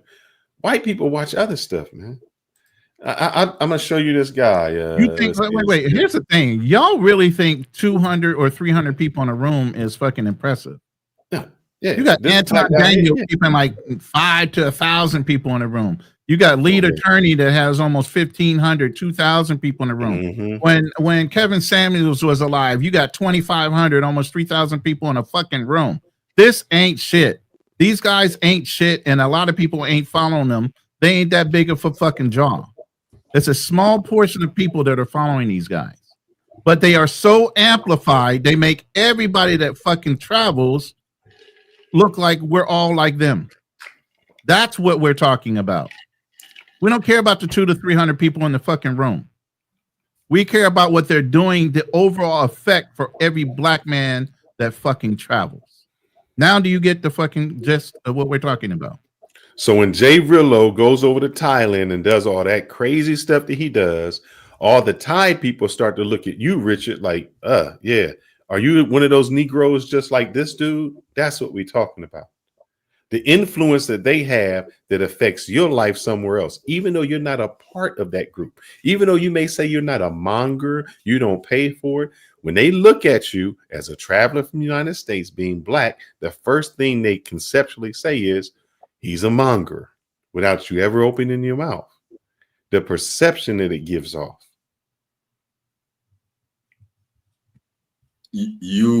What can I address that? Yes. Yeah, if you can stay on topic and understand what we're trying to say. When I started living here, I walked down through several of the soys. I went through Walking Street in the daytime. I saw what that was. And the girls were like, hey, handsome man, sexy man. I'm like, okay. I'd watched enough videos. I know the game. It's just like if I were in LA and I went into a club. That's how it works in LA now. And wow, how you doing? Whatever. All right. So look, I hear what you guys are saying, and I've been there as well. I went to Songkran. I celebrated American and Thai New Year here. I've had the approaches. But that's not my whole thing about being here. I got to experience what that felt like. And I understand how that can be very seductive to men. But that's not, maybe you're still missing a point.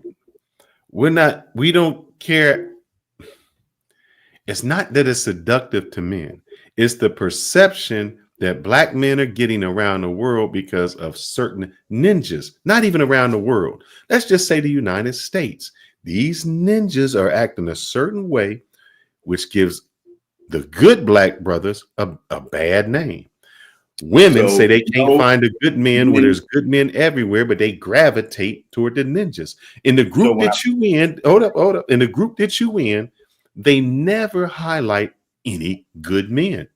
Never say it. So every person they highlight is a ninja. Peep game.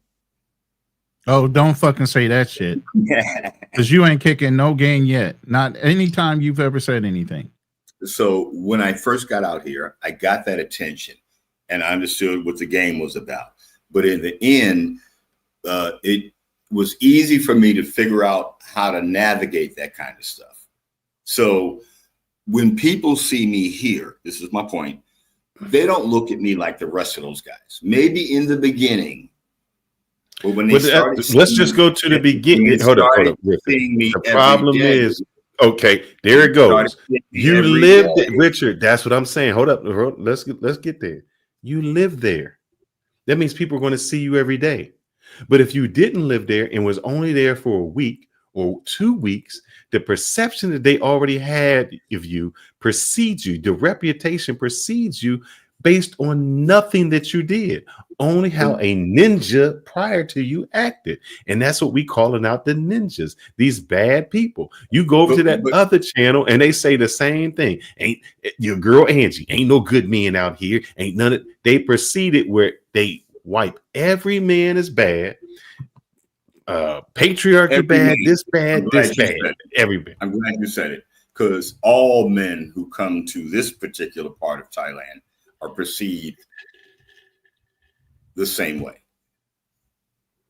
So initially, but wait, hold on. They thought I was a player too.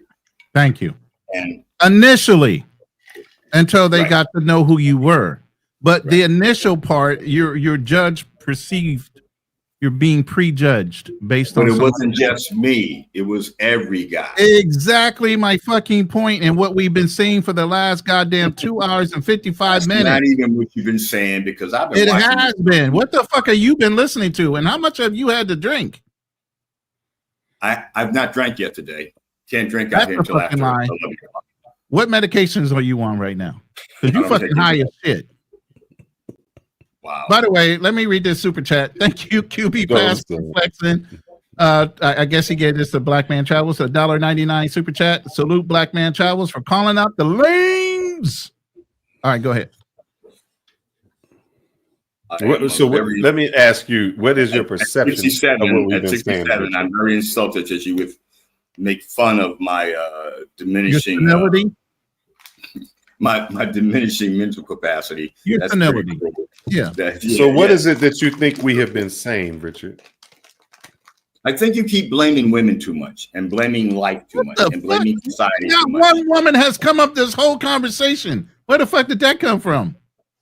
We have not said one word about a fucking woman this whole goddamn 2 hours and now 56 minutes.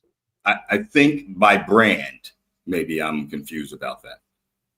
No, we did say something about women, because one question was asked about sour. One question was asked was, why is this behavior accepted? And I answered, I blame women, because I said women are accepting that behavior. They are accepting the Pookies and Ray Rays, because I blame men. Hold up, no, Richard, hold up. Let me talk. Because if women said, I won't accept this behavior, I will not, sex is cut off. You a Pookie and Ray Ray and you don't have a job, there's no sex. Men would get a job. But women are saying, I'll take the lowest of the low. So men, as the hunters, we adapt. Don't need anymore. No, we adapt. They adapt.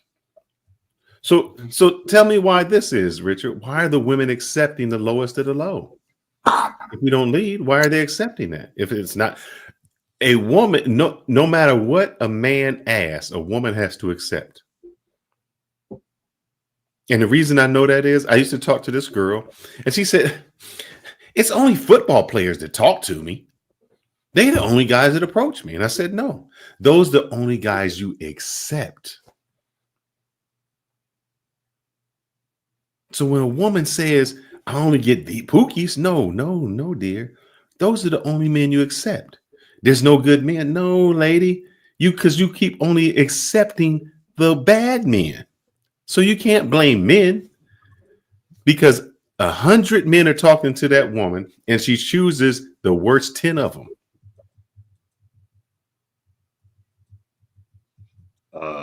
Can I respond to that? Yeah, go ahead, sir. If you think that at my age in the 90s, I wasn't competing with those same dope boys in Philly, lived in Philly. Wait. Were you in LA or Philly at the time? I was in Philly at the time. Okay. I lived half my adult life in Philly and then the other half in LA. I lived in LA for 25 years. When did you get to LA? What year? 86 the first time. But when did you actually stay? Jeez, don't make me do math. I was there for 25 years. I was there for 30 plus. That's why I'm trying to figure out what years. Okay, so check it out. If you checking me on my geography, I used to live in Inglewood at Inglewood and Hyde Park. Cute little one bedroom. Yeah. What is so hard about saying what year? That was 86. Yeah. That was 1986. Okay. I was there in 86 as well. And then you said you lived there for 20 years. Well, because I was in Camp Pendleton. I was in San Diego. What the fuck? I wasn't in LA. I drove up to LA. I think I beat you and up. I went back down. What? Ain't no fucking way. No way. No. But 25 years in Los Angeles, right? You think I didn't come up, but in Philly, 25 years, right? Keep this in mind. No, you know. Hold up, Richard. I'm gonna ask you something. And If I could continue. No, you said you were competing with drug guys, right? Against dope boys, yeah. There it goes right there. You don't even have to go on. Why would a woman have you in competition if you're a good man with a drug boy? That goes to show it's the women. Why are you competing with a drug dude for a woman? There should be no competition if you line you up. By the way, what kind of woman were you dating back then? Yeah, and a woman who's dating drug dudes, there should have been no competition. As many chicks as I've ever dated, I have never dated a woman that was associated to a drug dude. As many years, in 30 years that I've lived in California, never ran into a chick. We never even traveled in the same motherfucking circles. For me to run into a dope chick, dude's chick. I've never ran into a dope chick. But that. I want him to dig this hole, Richard. Why are you in competition with a dope boy? Because you said it's not the woman's fault. So a woman had a choice. Richard, who's going to take me to the chart house, or a dope boy. and she choose the dope boy. Not the so chart house. Why is that a man's fault if she makes the choice? The floor is yours, Richard. I won't interrupt you. Don't interrupt you. No more, Roman. I want to see if he's going to answer the question. Brothers, you can interrupt me and interject at any time. How are my levels?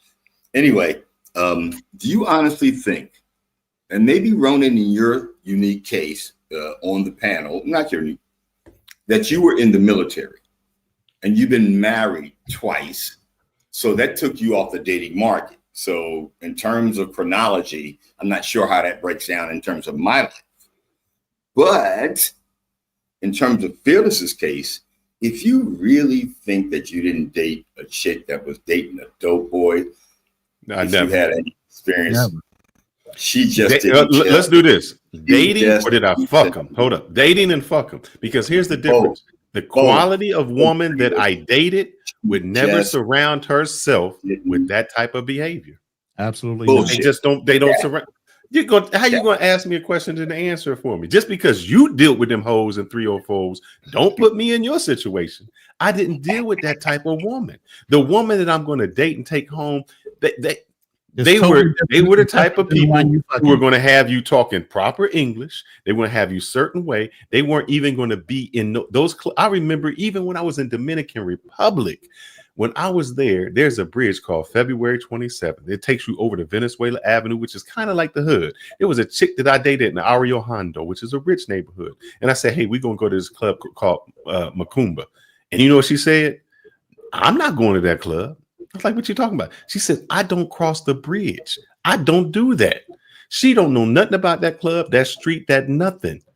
They don't even go to that neighborhood. She didn't. When I had my friends there and they would be with them chicks, and I'm like, hey, take a picture. She's like, I am not even going to be, you don't put me in a picture. And I was like, what do you mean? I don't want myself associated with them type of chicks. I don't want my picture with them, even if it was a group picture. See, that's the difference between me and you. And you're forgetting that was the 90s. That was the 90s. So there was still a clear separation between a good girl and a hood fucking rat. Maybe you dealt with them chicks. I didn't deal with them type of chicks. Okay, fellas. Okay, Fearless. That was one. Let's keep going. I didn't date them. What are you talking about? Would you name every girl I dated? My chicks just wasn't doing that, brother. So the chicks I might have just had a one night. Honestly, think if it was a one night stand, do you honestly think a one night stand? I don't care who they was dating. I could care less. I wasn't in competition. It didn't make no I wasn't difference. in competition. Yeah. I was just trying to hit the skins. I don't care who they was dating. They wasn't somebody I was going to deal with, but somebody I had an interest in that I could see a future with. I never attracted that. Man, I dated a chick in Santa Ana, man. She took me to her parents when I first fucking met her. That's how fucking traditional she was. Mexican. They just wanted to check your pockets. You probably got patted down. She lives in Santa Ana. Do you think she's broke? No, Richard like to take them hoes and take them hoes to Chart House. The fuck? He think he got to buy him dessert. I really do have to question the type of woman you were dating back then. Yeah, man, he was dating them chicks. He was getting used. Because used back up. then, listen, you're talking like those chicks back then were like the chicks right now. The morality has shifted a whole bunch in the last 40 years. It's because of men. But I'm saying in 40 years, listen, don't fast forward. Don't fast forward. Let's stay 40 years back. No, let's go back 40 years. Let's go back 40 years. Listen, let's go back 40 years. Let's go back 40 years. Can you do me a favor, Ronan? You're dating those type of chicks still? Ronan, please do me a favor, because this is what he does, and this is what he learned this from Chris. He learned this from Chris. If you notice, he'll never answer a question. So I want us to be silent. Go ahead. Why were you explain to me, why were you in competition with the drug 40 guy? years ago with women that were Don't say nothing, Ronan. Hold up. Don't say nothing. Let him go. The floor is yours, Richard. As I mentioned, maybe 25 years of my dating life in Philly, another 20 to 30 years of my dating life in Los Angeles. I never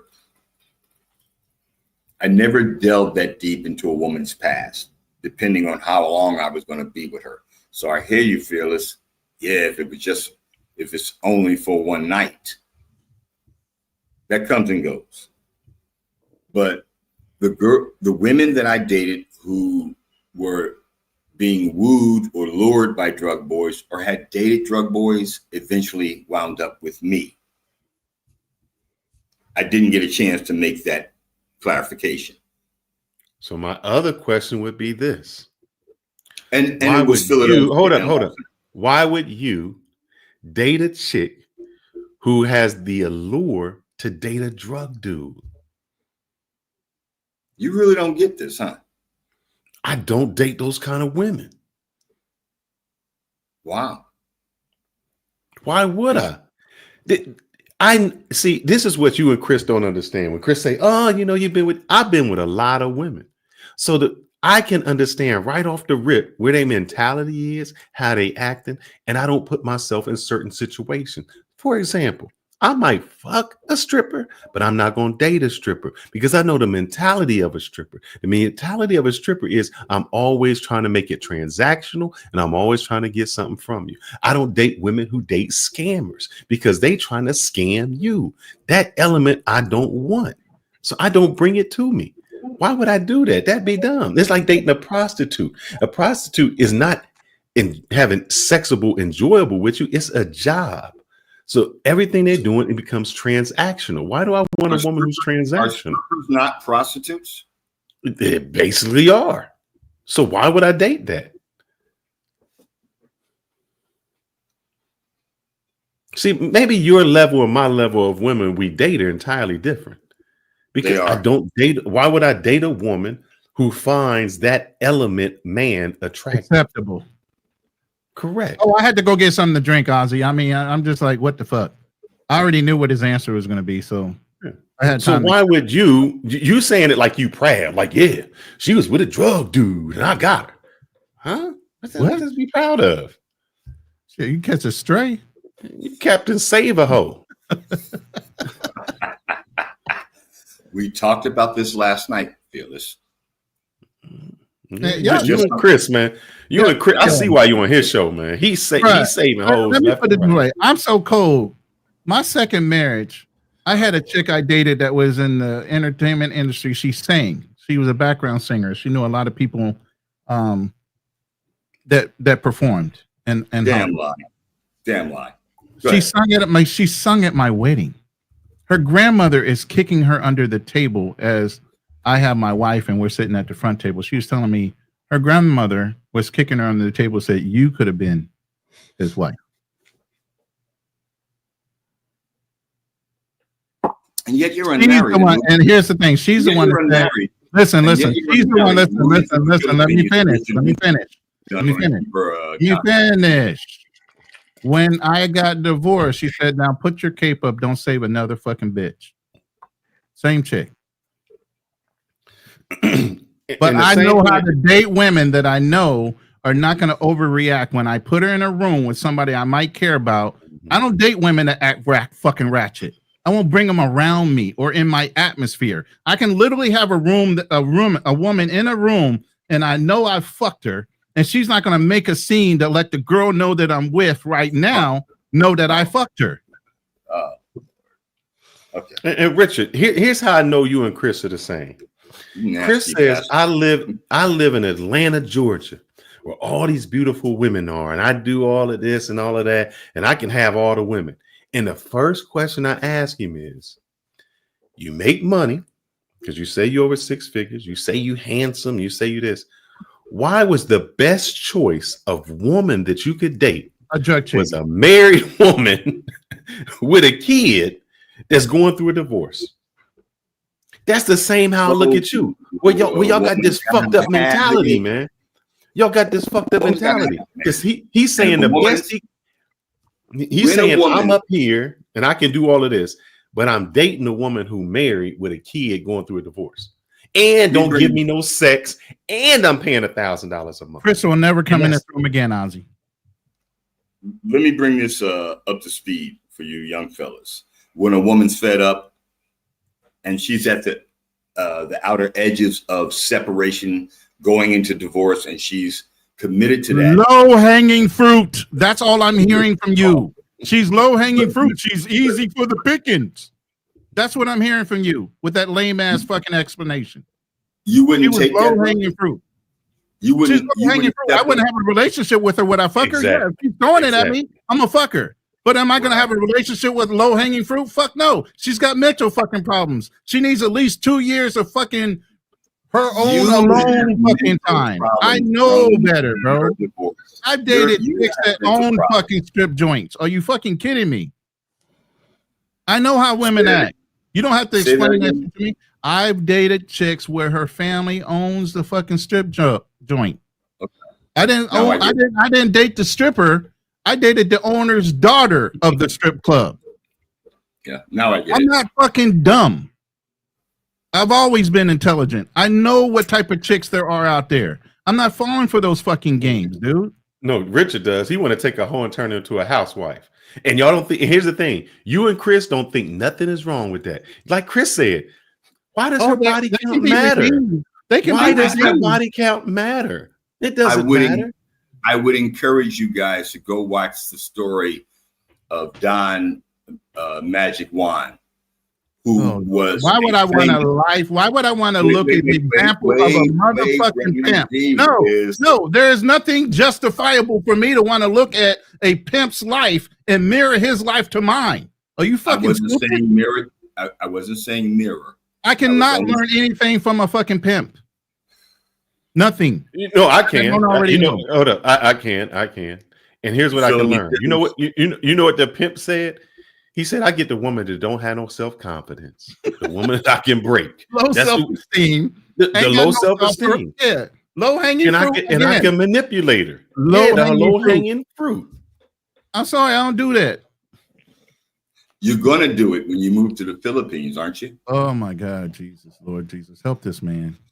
Help this man. Lord can't help him. At 67 years old. So Richard, you never explained why it is, and I want to shut up because you never get it. Why are you in competition with the drug dude? Because you keep saying, hold up, before I'm going to reference it. You said it's the man's fault. And what I said is, it's the woman who makes the choice. So that woman you was with chose to be with the drug dude. or had a choice to be with you. So how can you say it's the man's fault when she had a choice between good? I ain't really saying you good, but better than him. Good. Obviously not good enough. Yeah, I'm good. Good and bad, and she chose bad. How is that the man's fault? All right, so answer. Put your cape on. Yep. I was trying to pull her away from the bad guy. No, but he didn't explain why it's the man's fault. The man was Ronan, write my script for her me. choice. You're my Ronan is my AI. Go. No, Ronan. no, I'm not. You're gonna answer your own goddamn question. Ronan, stop interrupting him. That's what he gets off. He never answers a question. I never Answer, get that. Richard. Answer. We're gonna shut up. Geographically speaking, I talked about Philly and LA, right? I lived in Atlanta for a year and a half as well. I dated in Atlanta, had success, right? The thing is, geographically, there were so many opportunities for young Black men to pick up the rock or start doing crime. And now it's fraud or whatever. I don't know. There were so many young men involved in the trade that they got involved. These women got involved with these guys because they were neighborhood guys. So if it's Philly, if it's west, north, south, uptown, if it's Atlanta, Buckhead, downtown Atlanta, Marietta, when I didn't know no better. These are all things that were a part of their lives. Maybe I should confess that I was surprised, Fearless, at how many young Black women from fatherless homes, some of whom's fathers were dead from the drug trade or in jail from the drug trade. I was really surprised at how many of them had been touched by the drug trade. So when I blame Black men, there were only a few Black drug queen pins. And y'all talked about Big Meech, Larry Hoover earlier today. We failed our women. I'm going to stick by that. I know that for a fact from my experience on this planet. I see it over here, how things work differently over here. I know you're going around. I just need you to answer this question. That was my answer. If a woman, you didn't answer it. If a woman had a choice between a good guy, you, and a bad guy, bad drug dealer, why are you saying it's the man's fault for her choice? Because if I can't offer her better opportunities than a dope boy, then I failed her. And she's not for me. She for the streets. But if I no, she got to be for you. So you're telling me if a girl only had a choice to be a prostitute, married me, why are you asking me these crazy ass questions? If a girl only had a choice to be a prostitute and something else, and you say, well, that was her only choice. I met a hooker on Sunset Boulevard. I had a business in LA, right on Sunset, right in the heart of Hollywood. And this young girl told me, and she was in her 20s, I'm a hoe. My mama was a hoe. My grandmama was a hoe. But you would wipe her up. Exactly. If I could get her out of Hodom.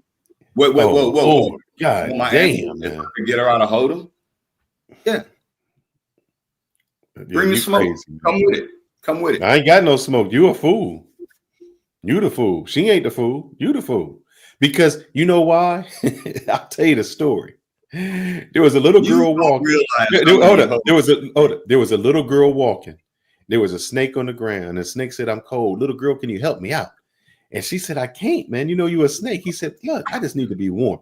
She picked up the snake. She put it in her pocket. The snake was a reptile. He started getting a little warm. So, you know, she goes into her pocket and she gets bit. She says, snake, how could you bite me? He said, you knew I was a snake when you picked me up. Good one. A woman's not a snake.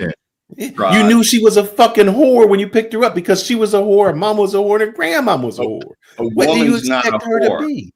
You called her a whore. Called her a whore. Oh Lord! See, you don't even know what you say, man. Vanillity, bro. All day long. You called her a whore. Wait, I told her story, what she called herself. But a woman is not naturally a whore. And I knew that she was speaking from her pain. We talked about trauma last night. And would I have helped her? And did I? Hell yeah. Yeah, you and Chris, man, y'all belong together. We need more people like me and Chris to help save our sisters. How about that? I Oh, put that my out. Lord Jesus. No, we do not. Our sisters need help. Wrong? Am I wrong? You were the one to help them. Richard, you know, I do agree that there's nothing wrong with helping, you know, sisters out, but I mean, you know, Chris's approach of doing things is just By the way, totally there's wrong. a new question in my panel. Please look at the new question on the panel. Can American Talk Live even answer a direct way? Please answer the poll. Inquiring minds want to know. The fuck?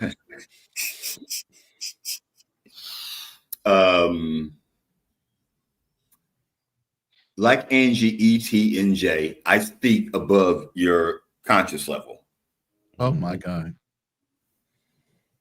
Yeah. I do. You can't see me. I can't, brother.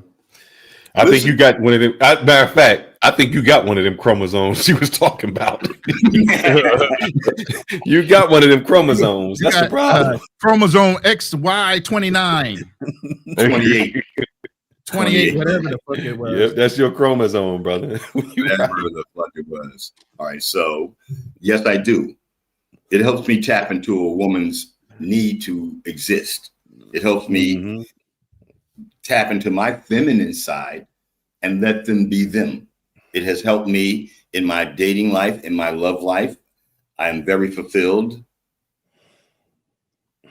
So, yeah, I'm tapping. Let me ask you a question, man. You When does sitting in the house by let me yourself? ask you At 67 years yeah, old. he's 67 in the house by himself. But let me ask you a question, Richard. I have an answer for you, When Ronnie. when does a lion say that he has to tap into the zebra's soft side to understand? You said zebra soft. Yeah, a lion is a lion, man. A lion is the king. Hold up, homie. You That's mean what you do. It's like a zebra, man. You got to like tap into the zebra to understand it. Oh my goodness. And see, that's the thing. There's a quote that says, "A lion doesn't be bothered by the opinion of sheeps." You a man.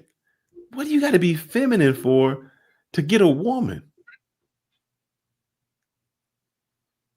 Why should you have to show a feminine side at all as a man? But Fearless didn't. As a man, you can be understanding, you can be empathetic, you can be a lot of things, but you don't have to stop being a man and tap into your feminine side to understand a fucking woman. Yana, I'm going to refer to my counselor. No, you're not. You're going to answer the goddamn question. I'm going to refer to I just have to ask, but Fearless, didn't you say yesterday that Richard has to challenge, what was her name, Angie or something like that? But if the lion doesn't concern himself with the opinion of a sheep, which we all, I think, can say this, I don't know her, but Angie might be a sheep. Oh no, she's a hyena for sure. Oh, okay, hyena. Why should Richard concern himself with the opinion? Why should he challenge her? No, or it's not the heat. Hold up, Darnell. It would be different challenging her and then just agreeing with her. See, that's what he does. He agrees with her. He co-signs her.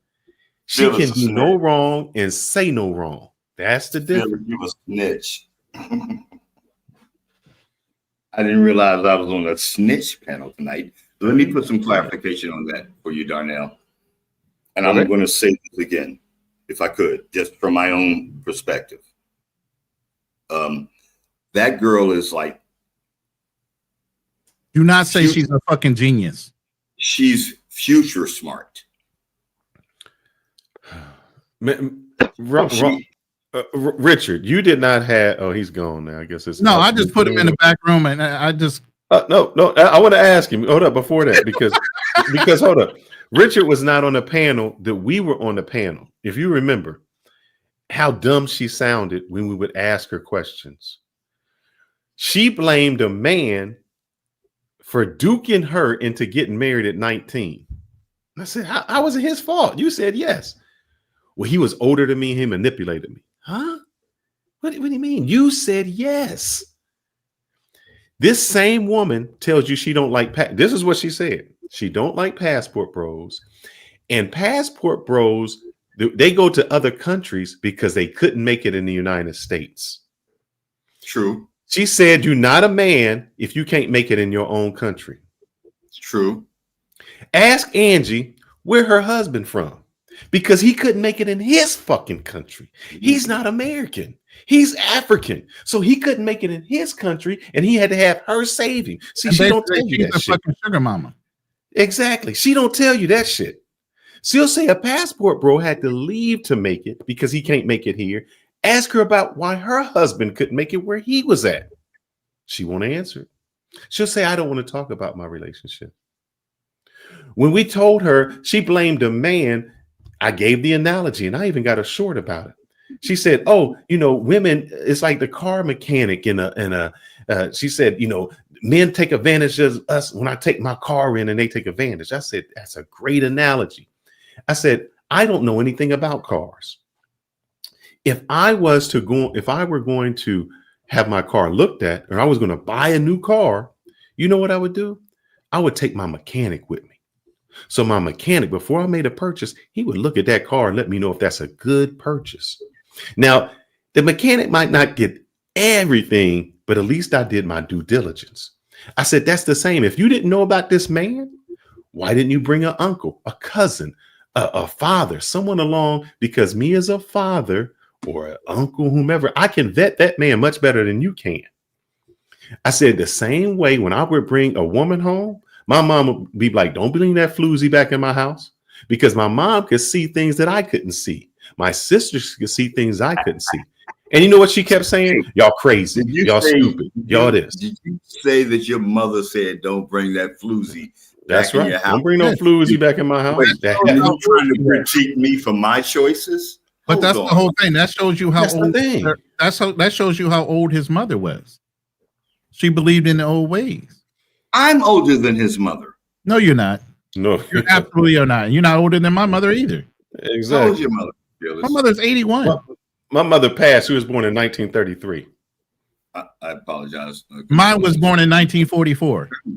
So you telling me what the fuck am I learning from you? So what could I learn from you at 67? That's a good question. I've been a whole lot. You really think so? Lot you skipped over.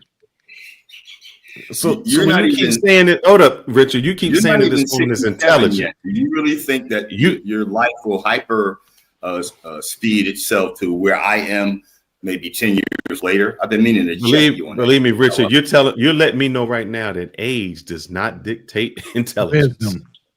At all.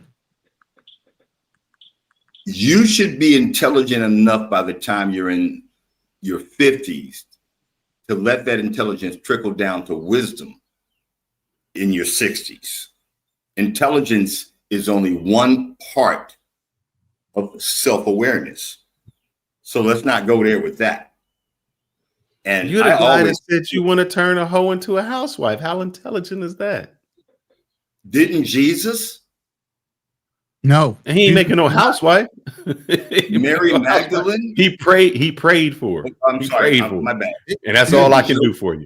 He didn't lay down with her. He didn't have no babies by her. He didn't do none of that. He didn't turn her into no housewife. He turned her into somebody that followed him and served him. Where's the housewife at? Where the kids at? Is that not what a housewife does? No. Follow you and serve you? That is not just what a housewife does. And if you were in that other room, they would have a fucking problem with you saying that. Mm-hmm.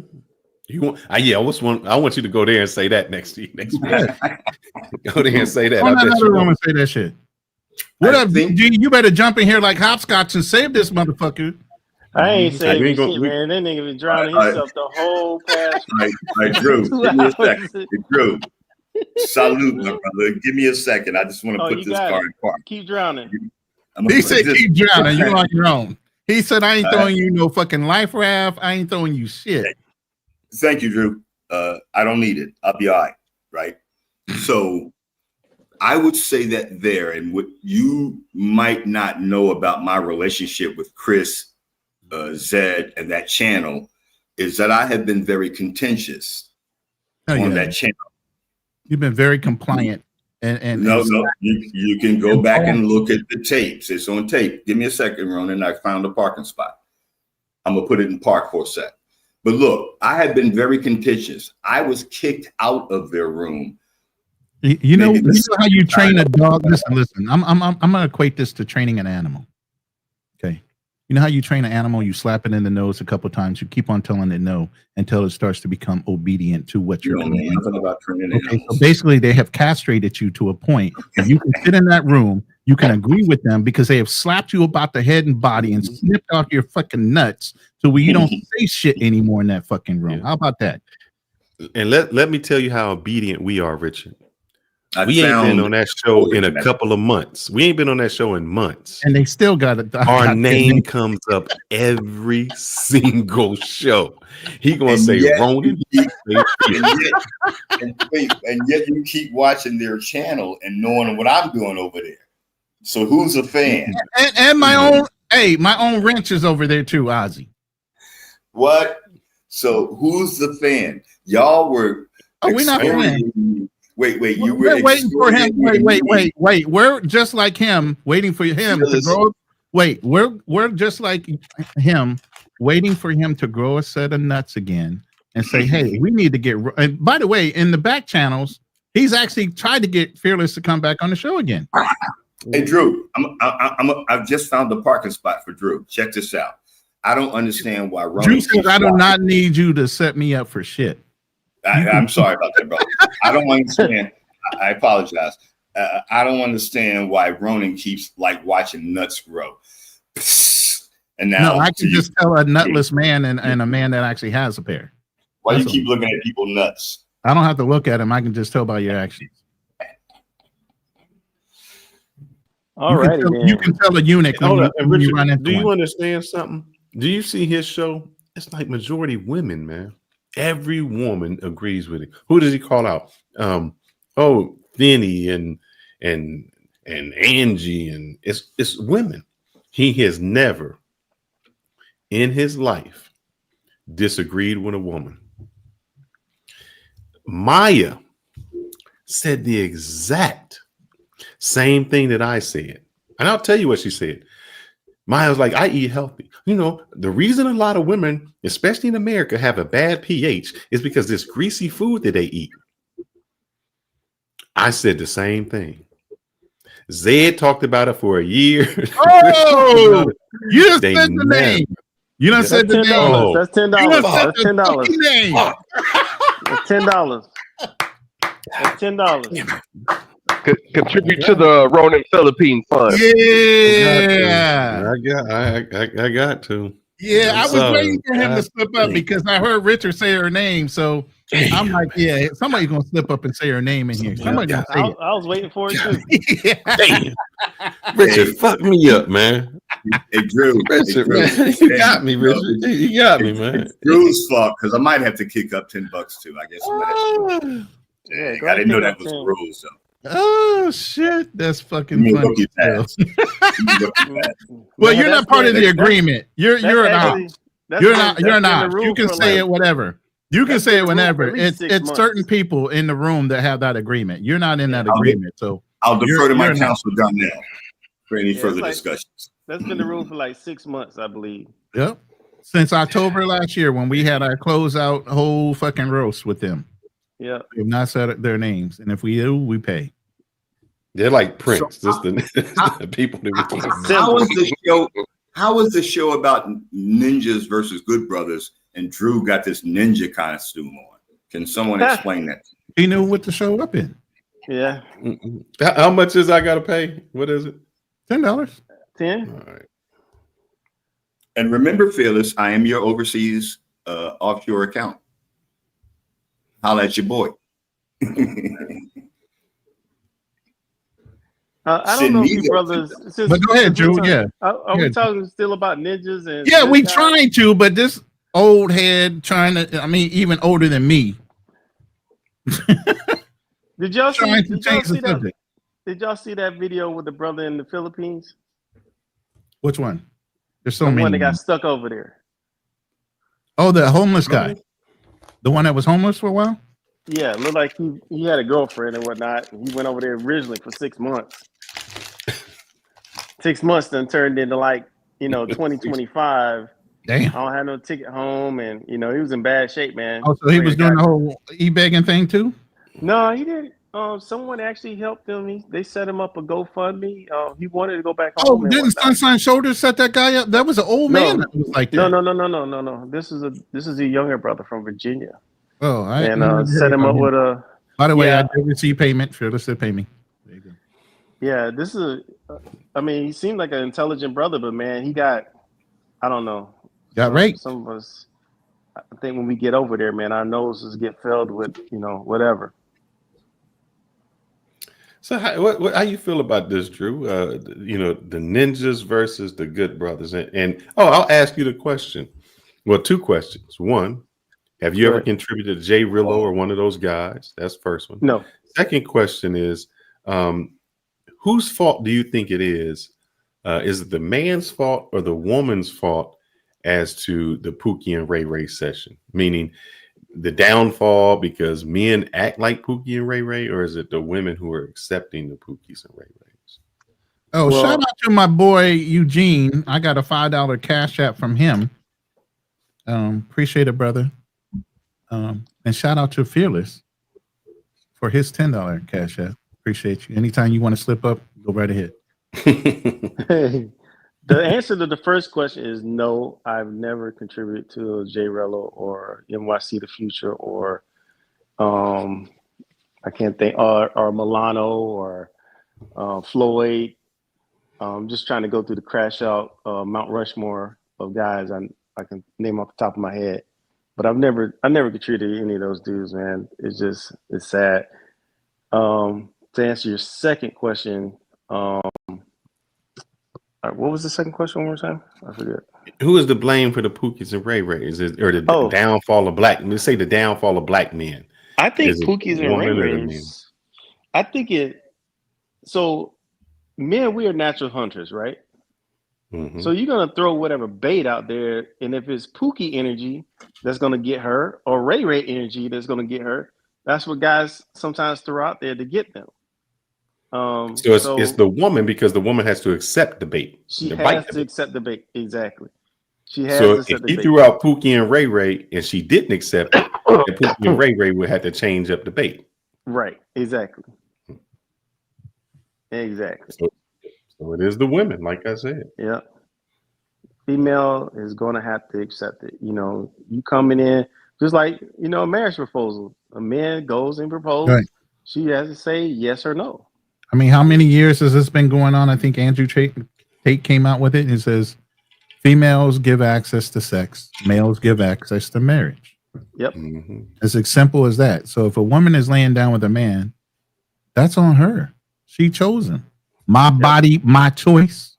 All those things the feminists say. Oh man, I saw a clip of that. My body, my choice. It was Heathen Queen. You guys remember her? She used to come on a couple of channels back in the days, and she got caught up. Somebody did a reverse Uno card on her. My body, my choice. He said a reverse Uno. Yeah. What happened? Wow. What happened? What they do? It was kind of like what they were saying. The guy was saying something about, she was saying my body, my choice, and we both came together to make a child, and we both should be responsible. And the guy said to the fact, like, well, how about if I want the child? Well, you can't do that because it's my body, my choice. And he's like, gotcha. You can't do that. So I don't know.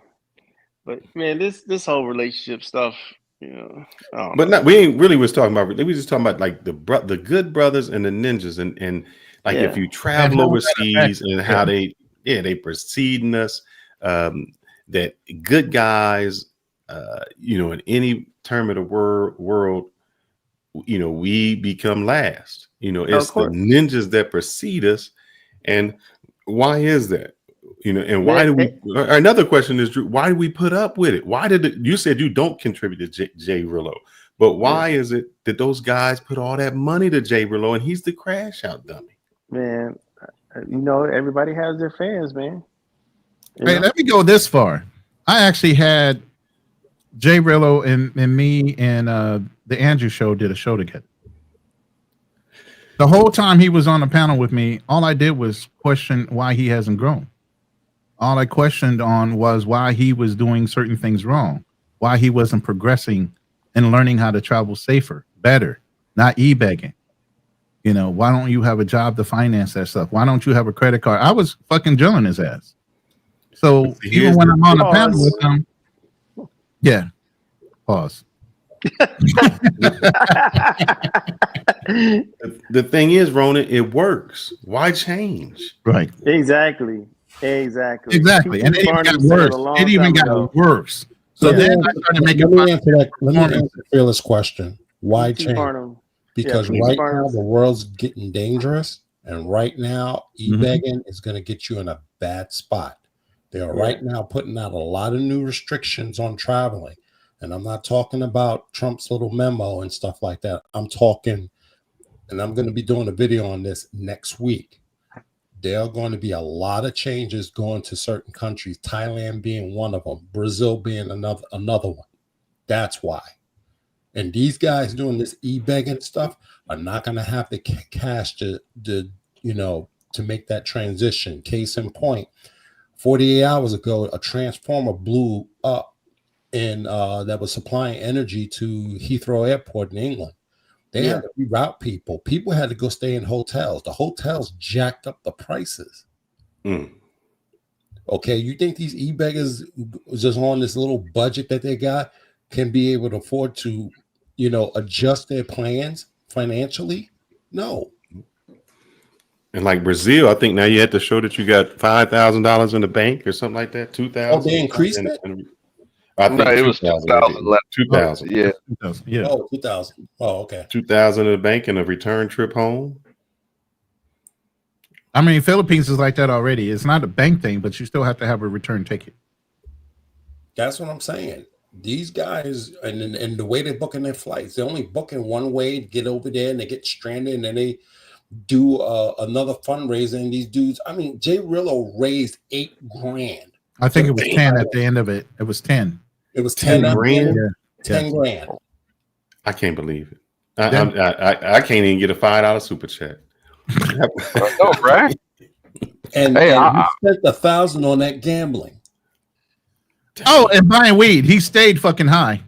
And whatever Tootsie he was over there snorting on, but he stayed high the whole fucking time. Yeah, and he was breaking the law intentionally because he ran through an area where you're not supposed to be filming. Not supposed to be filming people, period, without their permission. He was told not to do it, but he decided to do it anyway.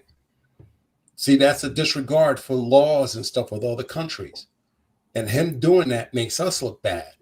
Yep. That's the stuff we're talking about. But, America Talk Live says that's okay. Can I address that real quick? Yeah, he was in your country doing Jay Rillo basically did a modern day sweetback for 10 racks. That's not bad. That's sitting on the internet somewhere on a YouTube channel that's still getting clicks. It's media.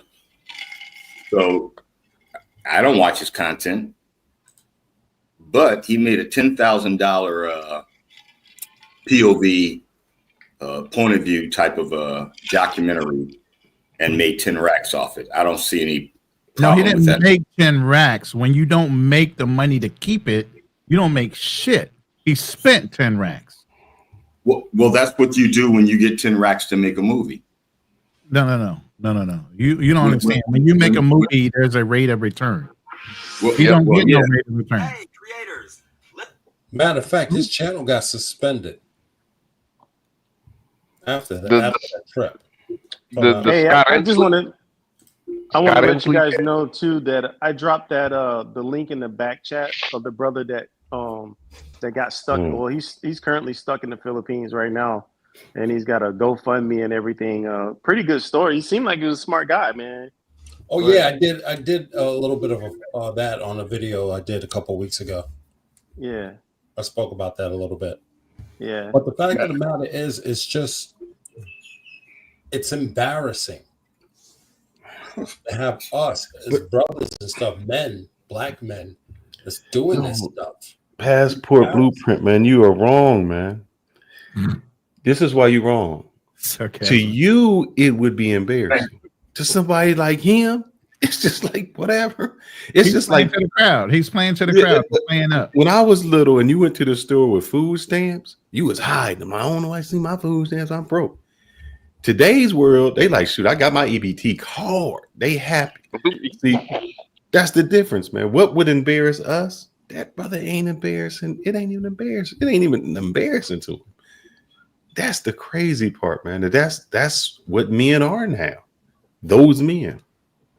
But you know what? Being broke ain't even embarrassing. Hold up. Is this the kid that was with the Peace Corps or something like that and quit his job to stay over there? No. That's a guy in Thailand. Low to the max. But he's got 159,000 subscribers. He can't be that. That's the guy who's interviewing him. That's who made it? Yeah. Okay. Yeah. But I was gonna say, shoot, I just lost my train of thought. Sorry. We were talking about that. We were talking about what the hell was we talking about? He's not embarrassed anymore. They're not embarrassed. Yeah. I don't know if that jogs your memory. No, if I could bring it back full the circle. whole thing is, here's the thing. He's a performer, and that's one thing I gave him credit for. He's a great performer. He performs for his people. He knows how to beg and sound disappointed and clap his hands like, damn it. Why would you be emotional when you're not losing your own goddamn money? That's why I say he's a great actor. He acts so upset when something goes wrong. God damn it. I didn't get the money the way I wanted to get the money. He's acting all this like he's literally losing his own personal money when he's not losing his money at all. Jay Rillo is the dude that sits on the corner with the tub for money and everybody pays him because he can't walk. In his hand. Yeah, but then at the end of the day, he gets up and his feet comes out. And you're like, what happened to your feet? I thought you didn't have none. And he walks over to the car. That's Jay Rillo. I ain't know. Crazy. And it's a Mercedes Benz. Yep. Classic theme from Trading Places with Eddie Murphy and Dan. Mm-hmm. I'm just wondering how long it's gonna last, though. I mean, it can't last forever. This is not longevity young YouTube for him. Well, it's till the next great guy comes up that's going to be a better potential crash out dummy. Mm-hmm. He's already getting competition from NYC The Future. You know what? Now I remember what I was about to say.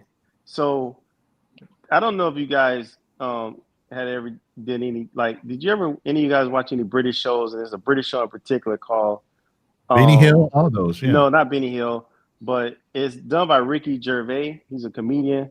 And the name of the show was Idiot Abroad. Mm-hmm. You ever heard of that show? I think so. Okay, so Idiot Abroad, basically, they got this friend that he's like a Jay Rello. He's an idiot, just a straight idiot. So in their minds, they pay for all his trips to crash out abroad. I mean, they put him in the worst situation. It's hilarious. I saw that. They did a whole show of this. It's probably like 8, it might be 16 episodes, but they just sent him all around the world and just crashed out just about everywhere. They put him in like the worst situations ever. And I mean, it got a lot of views. It's called the name of the show is An Idiot Abroad. I'm about to look it up. Yeah. I got you right here. I'm gonna have to start growing my beard back out and pull the Rillo. No, don't do that. So that's it. The Idiot Abroad. Yeah, we got you this far. Is it a real documentary? Is it like a real documentary? Or it's a real show. It's hilarious. It's these two comedians that send they like, we grew up with this dude.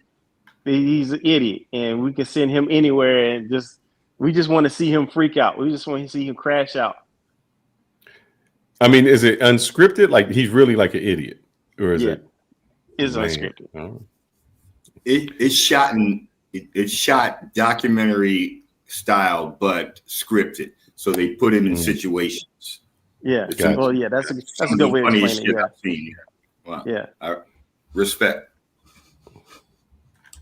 Man, that's crazy. Yeah, I think we do it. We fall for the worst of us. I mean, I had my other channel, and remember I told you I shut it down, and I remember I was talking to my wife, but I said, man, I'm gonna put this most dumbest video up, and I want to see what happens. Like I had spent time on some videos, and then I put one up it was in Sasua, just walking with nothing. But I think I had 500,000 hits on that, views. And I would question when people would comment and talk. I'm like, why? Like, what the hell? Like, y'all can't be this. You know, you put 30 seconds into something, you get 500,000. You put 30 hours into one and you get 1 view. Made no sense. Well, that's what you're doing wrong. I'm hoping to share some of my experience with YouTube. I've been on their campus in Los Angeles, in Playa del Rey. I've been on their campus, let's just say. So I kind of get it. I failed at it. I never made any money from YouTube, but it's not a question of winners or losers. As some people just walk away too soon. Perhaps I did. Fearless, you said you shut down a channel. I mean, I had like 10,000 subs, and it wasn't a bad channel. He actually was successful. He just chose to change the when the wife said she got pregnant, I had to make a choice. So I said I'll do it and won't talk about that stuff. So I had to transition. You had to go back to your Stimpin' days. I had to just leave a different legacy, you know. I couldn't show hoes all the time. And you didn't respond to that grenade at all, huh? My pimping days? What was it? I said you had to go back to your simping days and being a dad. You had to tap back into your feminine side. As a dad, you're not a simp. A dad, I become hyper masculine because the thing is, I need to let my daughter see what a real man is. Because there you go. Who she's going to take home, I have to be the golden image for that. Yep. That's how it has to be. I can't be in my feminine like you. Exactly. Hey, I have to be the apex. And that's why. Who's laughing? Who laughed at that? I'm laughing. Just Drew. I'm laughing. And what I was about to say is that's why you see in older cultures, they don't get to pick their husband. They got to bring. There's a dude that like, hey, you know, let me go check his family out. You don't get to pick husbands. I get to pick it for your husband. And it was Indian culture, right? So they're successful for the most part. Yeah, you can find love later. Yep, they do it as a business decision for generational wealth. Yeah, like Ronan is about to find love later in life, aren't you, Ronan? Depends. Hey man, I can't wait to see his story. I think it's going to be good to see. Drew, I can't wait to see his new story. Yeah, and I encourage him because that's a good thing.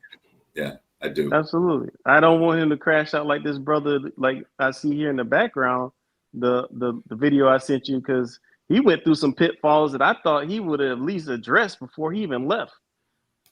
Yeah. And he's like, yeah, I didn't even get my banking set up to let them know that I was out of the country. They shut me down. I was like, oh, well, that's like, I know exactly who Drew's talking about. I watched his story as well. He's in the Philippines, correct? Yeah. Never leave the States without notifying your bank. Exactly. That's the whole thing with even with Navy Fed. You know, you have an option to let them know what country you're going to online. Yeah. He didn't do any of that. People didn't. You just don't understand your situation. That's the whole thing, man. A lot of these guys don't do anything. They just go by the seat of their pants. They don't do no fucking research. They have no idea what to expect aside for what they see online. And none of those guys actually prep you on understanding what you need to know. I watched Chocolate Man, Retired Working for You, Tim Newton, Richie Mack, a bunch of other cats who are out here, boots on the ground, reporting on their YouTube channels. I'm subs to all of them. And yet I still did my research. Yeah. And I called all my card companies. Some of them had an automatic response. If you're going overseas, you don't need to let us know if you use your card there. I love B of A for that, Bank of America. We'll know that you're there. We won't block your card access. But I did that research on my own. So when I saw that young brother say that, Drew, I thought to myself, dummy, that was your first mistake. Yep. See, if he would have paid somebody like Richie Mack that 7K, he'd have been all right. He'd have wouldn't have them pitfalls. Yeah, but that's for a party though. That's for a party. I'm just saying. For the long term. Yeah, I'm just saying. I'm joking with that. Yeah, he definitely could have got a consultation from somebody, but yeah, he went there just hey. I mean, there's so many people in the Philippines. It's ridiculous that are filming real time. There's a lot of guys in the Pio in the Philippines. There's Hassan. There's another Marine that's over there. You know, it's me. He's a Marine that used to be a Chicago cop and been married to his Filipino wife, who he had in the United States. The Black Filipino. There's so many different YouTube channels over there that can give you a world of information before you step foot in that country. Just like in Thailand, Alex and Miley, Chocolate Man in Thailand. Patty Doyle was somebody I used to recommend a lot. I watch a lot of white YouTubers. Sorry. What about me? No, brother, you don't put out any information. Your channel is dead. Well, I could advise people. But it's hard to learn. It's hard to learn to be rich from a poor man. Damn. That is an echo chamber. I thought he was saying that to Drew. Oh, no, I'm saying you is when you say, hey, you're gonna give us advice, and you meant Ronan? You talking about Ronan? Well, first of all, hey, I got this poll right now. It says, can American Talk Live ever answer a direct question with a straight answer? And 25% say yes, and 75% say no. So why would somebody want to pay for consultation when they can't get a straight answer from you? Because look, he charged by the hour. That's why. And the first 5 minutes is going to hold up, Ronan. He charges by the hour. And let me tell you his first thing when he called you, the first 5 minutes. Fearless. How are my levels? How my levels?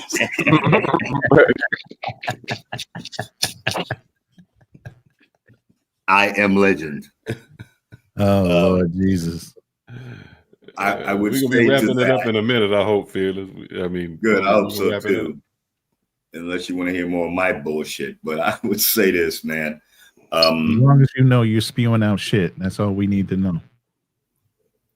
I'm channeling my inner Angie ETNJ. Man, you know the numbers in code, man. I did not even know that were her. Hey, brothers, I'm gonna be out too, man. Oh, I'm sorry, Drew. Yeah. You hold it down. Hold it down. No, we out, brother. We out. Yeah, y'all hold it down. There's a great lot. Hey, tune in next Thursday. We're gonna have something. discipline or abuse. Getting your ass whipped. Is that the new how it should be, or is time out the way we should go? So and we know Drew like to whip ass. He likes to whip that ass. Yep. Well, fellas, man, we greatly appreciate y'all tuning in. Please hit the like button, subscribe, the notification bell so you can get notified for every time we go live. Like to have fun here. Subscribe to Richard's channel. He'll don't do that. You don't put out no content. I ain't got nothing to say. You should have fucked down. As long as you recognize that for you, baby. I ain't got nothing to say. All right. Peace and love, brothers. I always appreciate you. You are the highlight of my week. I truly mean that. Just grow some nuts and talk back in the other room. You need to stop looking at people's nuts, homie. I'm not looking at you. He ain't got no nuts to look at. What do you think? Exactly. A eunuch is a eunuch, and you can tell a eunuch without ever having to look at his nuts. or the lack thereof. He disappeared. All right, Ronan, brother, I'm out. I got swim lessons in the morning. Push the button, man. Let them get that outro song.